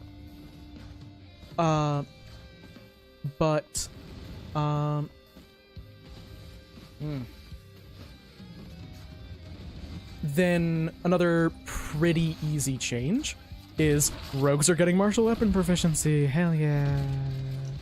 Oh, I would be there for prestidigitation, detect magic, and read magic as being automatic. Although I could see read magic maybe kind of being incorporated into whatever detect magic turns into. Because detect magic is going to have to be changed because it references spell traditions. But yeah, there are just a couple of basic ones where it's like, oh, but no spontaneous spellcaster is going to have these if you're building them optimally. Because you only have 5, and you probably don't want one of those to be prestidigitation or light. Oh, also, light and dancing lights are being combined. Which is good, because light's just better dancing lights. Yeah, and martial weapon proficiency rogue. Hallelujah. About damn time. Because, yeah, no, that should have happened from beginning. Okay, well, not great items, but they were free. And wizards are getting simple proficiency. That does mean that, like I kind of said earlier, that means that, or similarly to the Warrior Muse bards, in some form or another, Ruffian rogues are getting something else. No idea what it is, but they're getting something. Because now martial weapons isn't their thing, it's a general rogue thing. Also, I think that the Scoundrel Rogue is getting some kind of ability to step when they faint, which is cool. Kind of makes me want to wait a little bit to play Scoundrel Rogue, which is a character I'm considering. But then there's the more substantial changes, of which I've actually already talked about wizards. So clerics are predominantly getting changes for war priests, which is good. They deserve them. They need good things every once in a while. The main adjustment is that they are, or one of the main adjustments is it seems like they're getting better armor proficiency, and they are getting master proficiency in their deity's favorite weapon, which is good. I'm assuming it'll be delayed, but it's better than what they have now. And also a lot of new feats to make them feel distinct, which is good because, yeah, no, they needed it.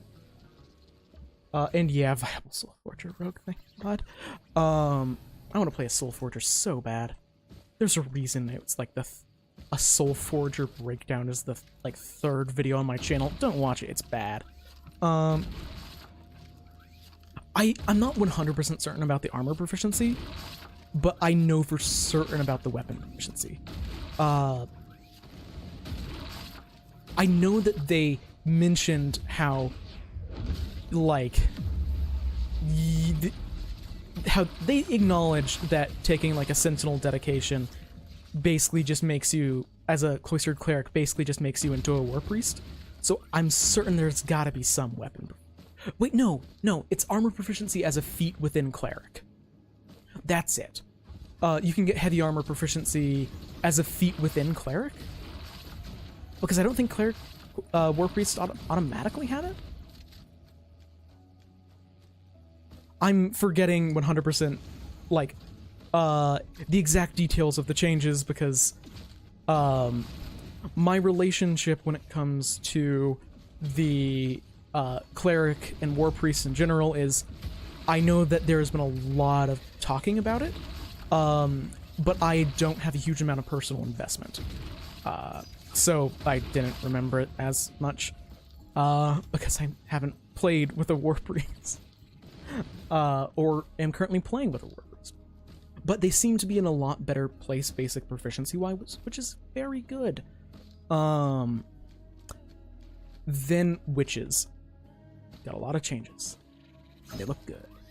They look excellent. So the main change for... nah, I'll be fine. The main change, really, it seems like there's a lot of changes with the witch, which is good because they need it, is that they're changing the class to, in general, make your patron and familiar feel really cool. Which is good, because they don't now. Because like right now, your patron doesn't really impact you very much, and your familiar is better than other people's familiars, but not by like, they don't feel special. And Paizo seems like they're going to be addressing that. One thing is they're renaming a lot of the patrons and giving more examples of like, what could your patron actually be? Not saying like, oh, if you have a winter patron, they are most likely this, but more like ideas for your GM to then turn into full story beats. That they are full well to ignore, but they're also changing a lot about the names, and they are sick as hell. Seriously, the names are ridiculously, like, so cool. Come on, we can jump. But, like, for example, the Winter Patron is no longer called the Winter Patron. It's called, like, the Stillness and Snow. Or, the Fate Patron is the Spinner of Threads. Which is so much cooler. And kind of creepier, which is good, because that's what witches should feel like. Oh, sand would be cool. They haven't really had a book so far focusing on a desert region. If they ever do, I could totally see it. I doubt that there is going to be one in like in player core. But in the future, I could totally see that. Just not as like the first thing that they do. But speaking of giving witches and in general just familiars cool things, also, this is probably going to be the last run of the day, however it goes. My voice is dying. But I'll probably be streaming again maybe next Tuesday. I'll probably make a community post about it, so more people are aware. But it appears as if your familiar is going to have unique effects that occur to them whenever you cast a hex spell.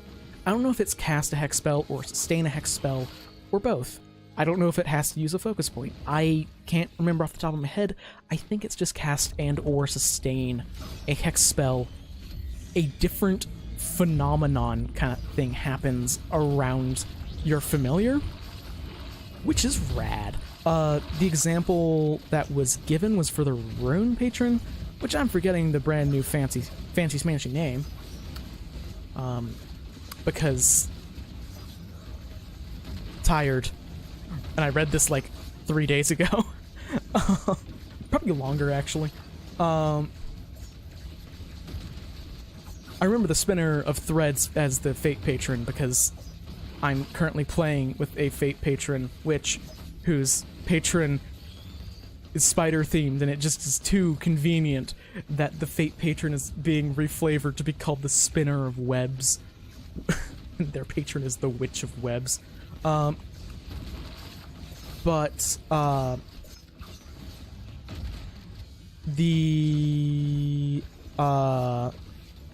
Sad to hear that, Silver. But, oh my god, can this Z construct get from out from behind the wall? Oh, I think they're renaming the witch patrons because they're redoing a lot of the witch class, and the patrons as they are now are a little bit underwhelming. So they just decided, screw it, if we're already changing a lot about the class, or changing and making the patrons feel more impactful and like average combat, then we might as well rename the patrons so they sound cool.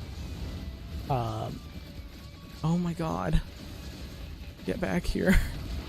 But ow. Jesus.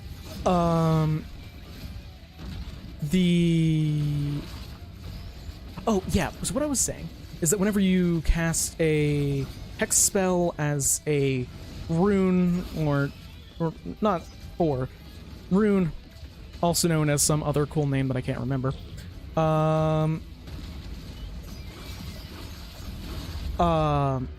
your familiar starts to like glow and swirl and change the world around them with odd, unusual scripts, which I believe allows your familiar to provide flanking, which normally familiars can't do.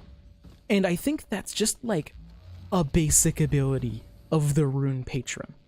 Like, I think that is just like one of the basic things that you can do, which is cool. And then there's also a lot of other hex spells that I know that they said, like, focus more on your patron is more of an active participant, but in a way that doesn't necessarily actually make what they're doing or their motives actually that clear.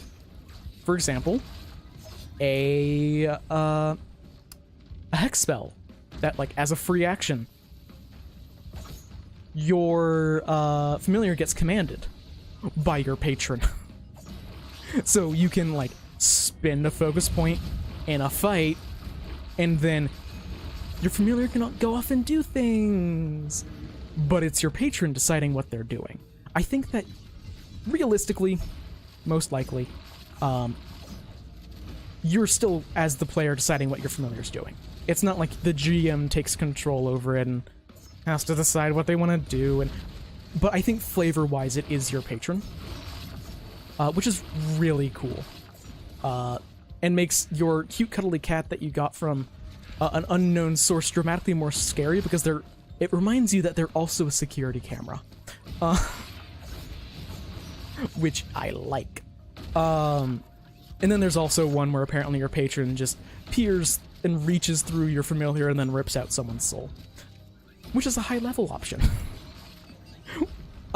Where they're making the intentional decision to make your patron into a more active and obvious part of your character, which is greatly appreciated because they kind of suck. Oh, they don't at all. It is the rune patron isn't out yet.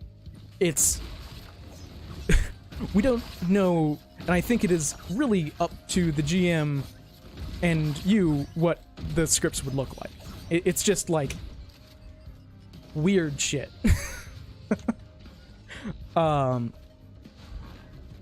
They don't explicitly write out a lot of that stuff, Silver, but I'm so bad at these. Almost every item there was better than a bison steak. But I have such a terrible reaction time that I am, like, incapable of reacting on time. I guess there are worse items to lose. That is 20% damage. I guess it's 20% damage for 10%. Could be worse. Then that's up to GM. Like, a lot of what is up with the Witch Patron is not remotely spelled out, because a lot of the part of playing a witch is that you don't know. Like, they're not gonna spell out rules for that because, like, that's just story stuff that you can work out. And also alignment isn't gonna really exist at the time, so... it's very up to your GM, is just what it comes down to. Because a lot of this stuff is not going to ever really be explicitly pointed out, because you're not worshiping your patron. It's not like you're not a cleric where you get magical powers through service and devotion. It's got a magic cat. You got a magic cat that showed up someday, and oh, well, I guess you're a witch now. Of course, you can also change that depending on what you want to do for your individual witch's story. What was the other thing I was thinking of? Because there was something. Oh yeah, refocus changes. That's another pretty system-wide adjustment. Which is very simple.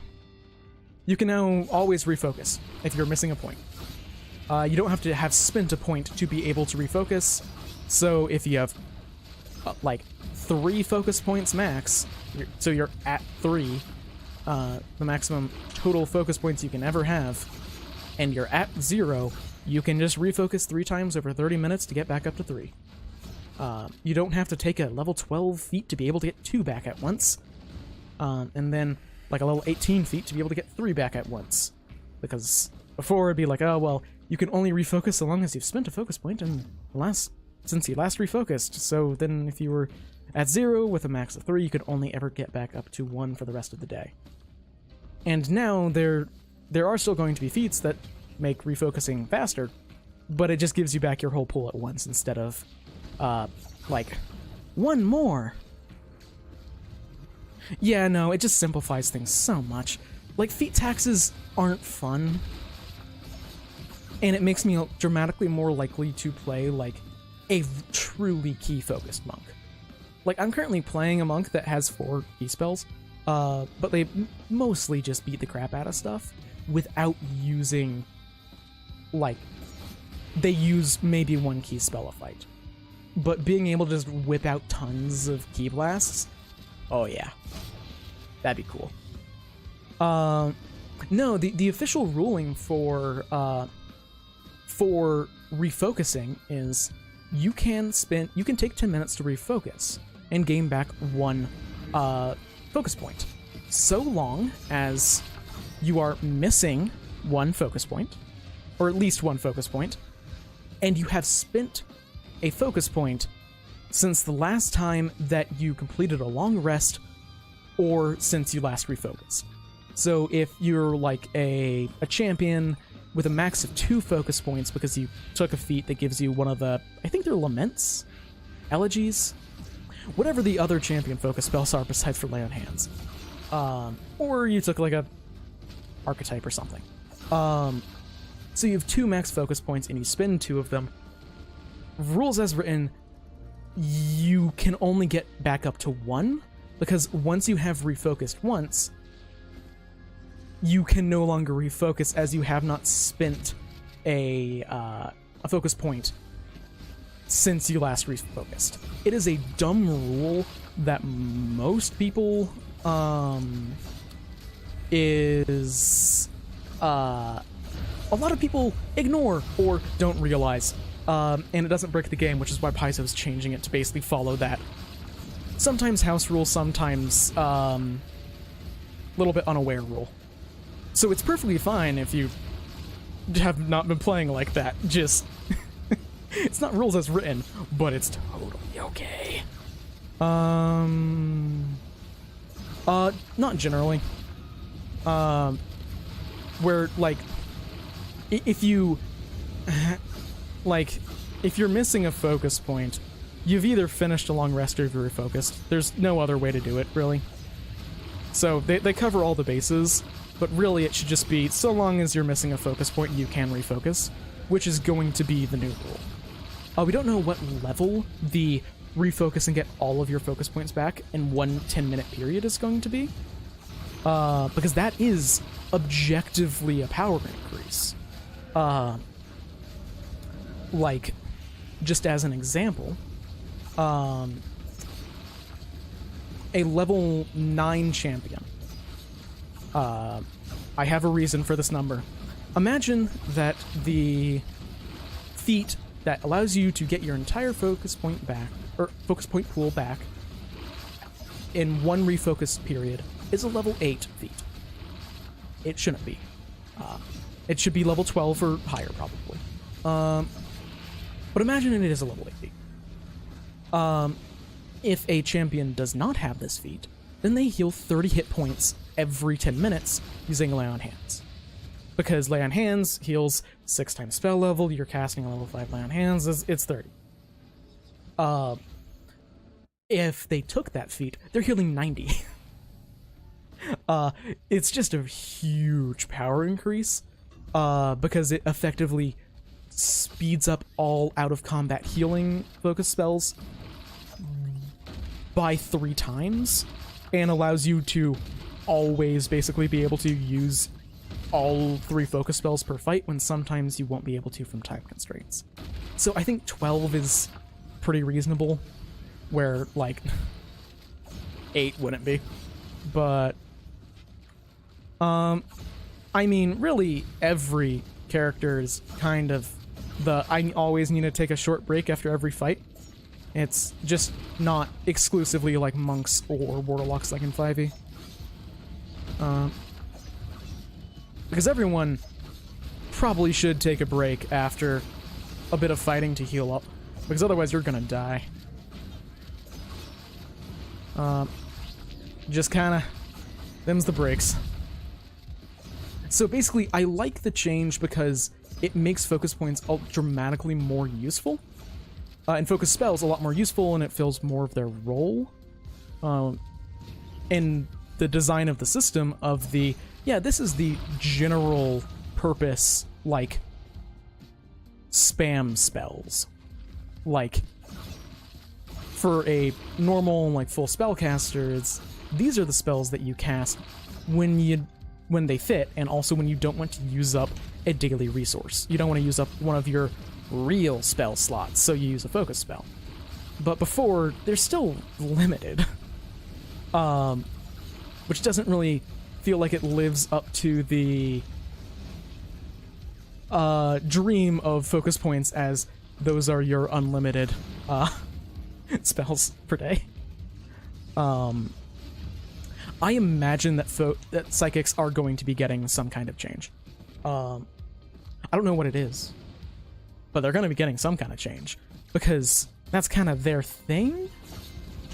It's not exclusively their thing, but being able to refocus twice, or 2 focus points at level 1 is very good. And that's one of their things. So obviously I feel like they're getting something. I just don't know what it's gonna be.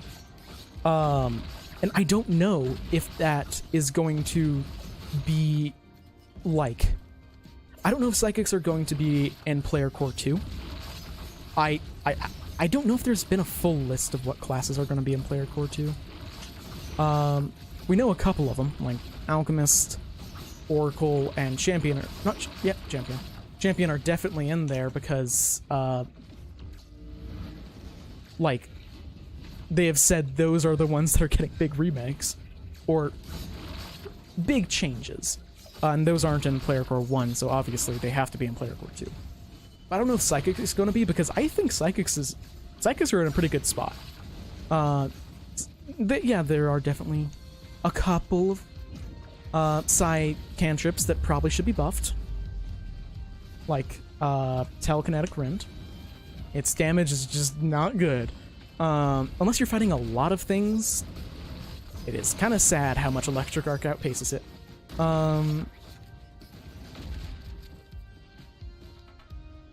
They're kind of a way to consolidate class resources, but at the same time, they're not. It's like, it depends a lot on the class and the focus point or focus spell that you're talking about in particular. Like, yeah, focus spells on monks, yeah, that is purely so you don't have to track key points throughout the day, because that's a pain in the ass. And who is like a fan of that kind of bookkeeping? But for wizards, it's so you can pretty easily have a way for like your wizard that specializes in protecting others, which would be an abjuration wizard, is probably going to be some other type of school or something. It's so they can just whip out the spell of I protect other people on demand, which is like, yeah, no, that makes sense that they can do that. But so let's make it a focus spell. So there, it's actually just magic, where it functions a bit differently and under slightly different rules for other classes. And it is always explicitly magical, so it isn't quite like a Battle Master fighter. I really hope that they take a second look at a lot of the heightened +2 cantrips, because they kind of suck. Some of them, I think, it's like, I get why the damage is lower. Like, okay. I understand why the damage is lower for some. For example, like, Haunting Hymn is, I believe, a 15-foot cone, which is like, okay, yeah, that's a pretty spammable AoE. So I can get why you wouldn't want the damage to be really good. At the same time, I don't think that the damage increases fast enough for it to be okay. Some classes do get focus spells, like champions have focus spells, monks have focus spells, but they're not like spellcasters. They're just focus spells. They feel very different. It's not like a martial class is some kind of sacred rule put down by the rules of the game. It's just a term that people use to describe them. Like martial is never a term brought up in the rules. That is purely a community term. The same, like, yeah, like, I could see, for example, with Haunting Hymn, I think that if its damage stays the way it is, which is that it stays bad, then that means to me that its AoE size should increase. Like, every time the damage increases, or maybe every spell level where it doesn't increase, the cone increases by 5 feet. So a level 2 Haunting Hymn, yeah, it still only does your spellcasting ability modifier and damage, but it's a 20-foot cone instead of a 15-foot cone. So yeah, the damage still kind of sucks, but it's even better at killing mooks. Like, that's, like, if they don't want to make the damage better, that's the way I would improve it. Because, like, I don't know, it is basically a mook killer, but it's hard to... I believe it's spell ranks is what they're going to be calling spell levels. I personally think I'd prefer spell tiers, but spell ranks works like just as well. Either one is infinitely better than spell level, because spell level is just a confusing term. I have no shame in admitting that whenever I first started playing D&D very, very poorly, like, very little understanding of the rules, and I had the most understanding in the group, I didn't understand that spell levels and character level were different. So I totally... and no one else realized I was doing something wrong. So I was like a level 5 character with level 5 spells. Yeah, it's... yeah, I kind of fucked that one up, but I don't think that that's necessarily an uncommon mistake, which is why I think it's a really, really good decision to change. I don't fundamentally think that, like, Vancian magic is flawed in every way, But if you're gonna have it, at least have good nomenclature, goddammit.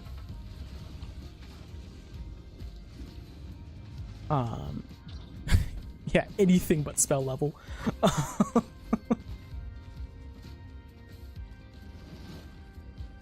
Spell class. Now let's confuse it. Spell class level.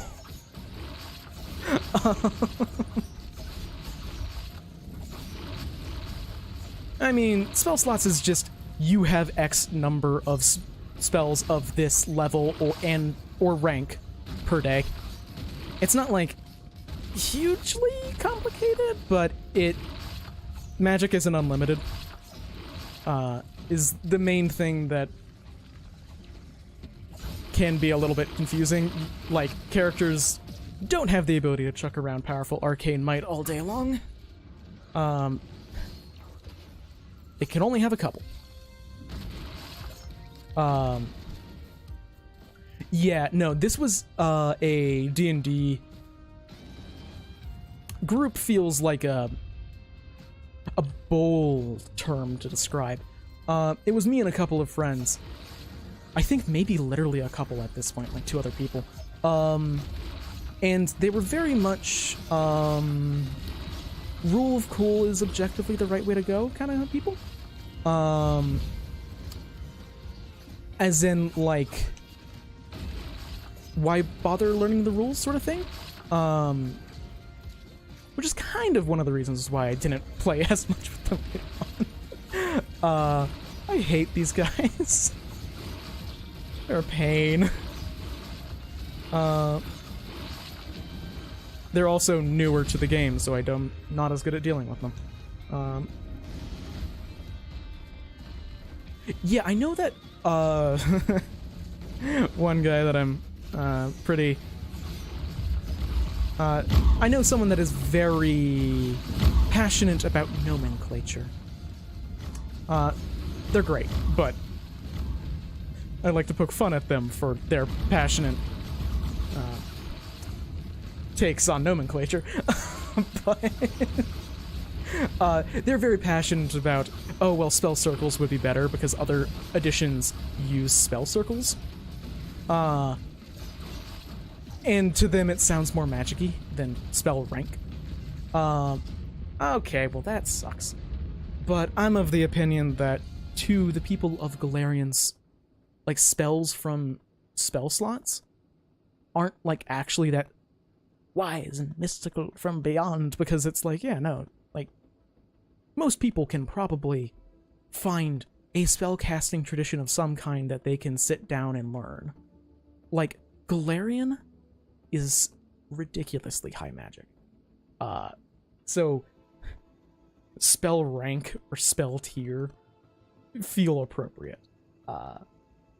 And also, if they're trying to move away from other systems, then using a separate term from other systems seems like a good call.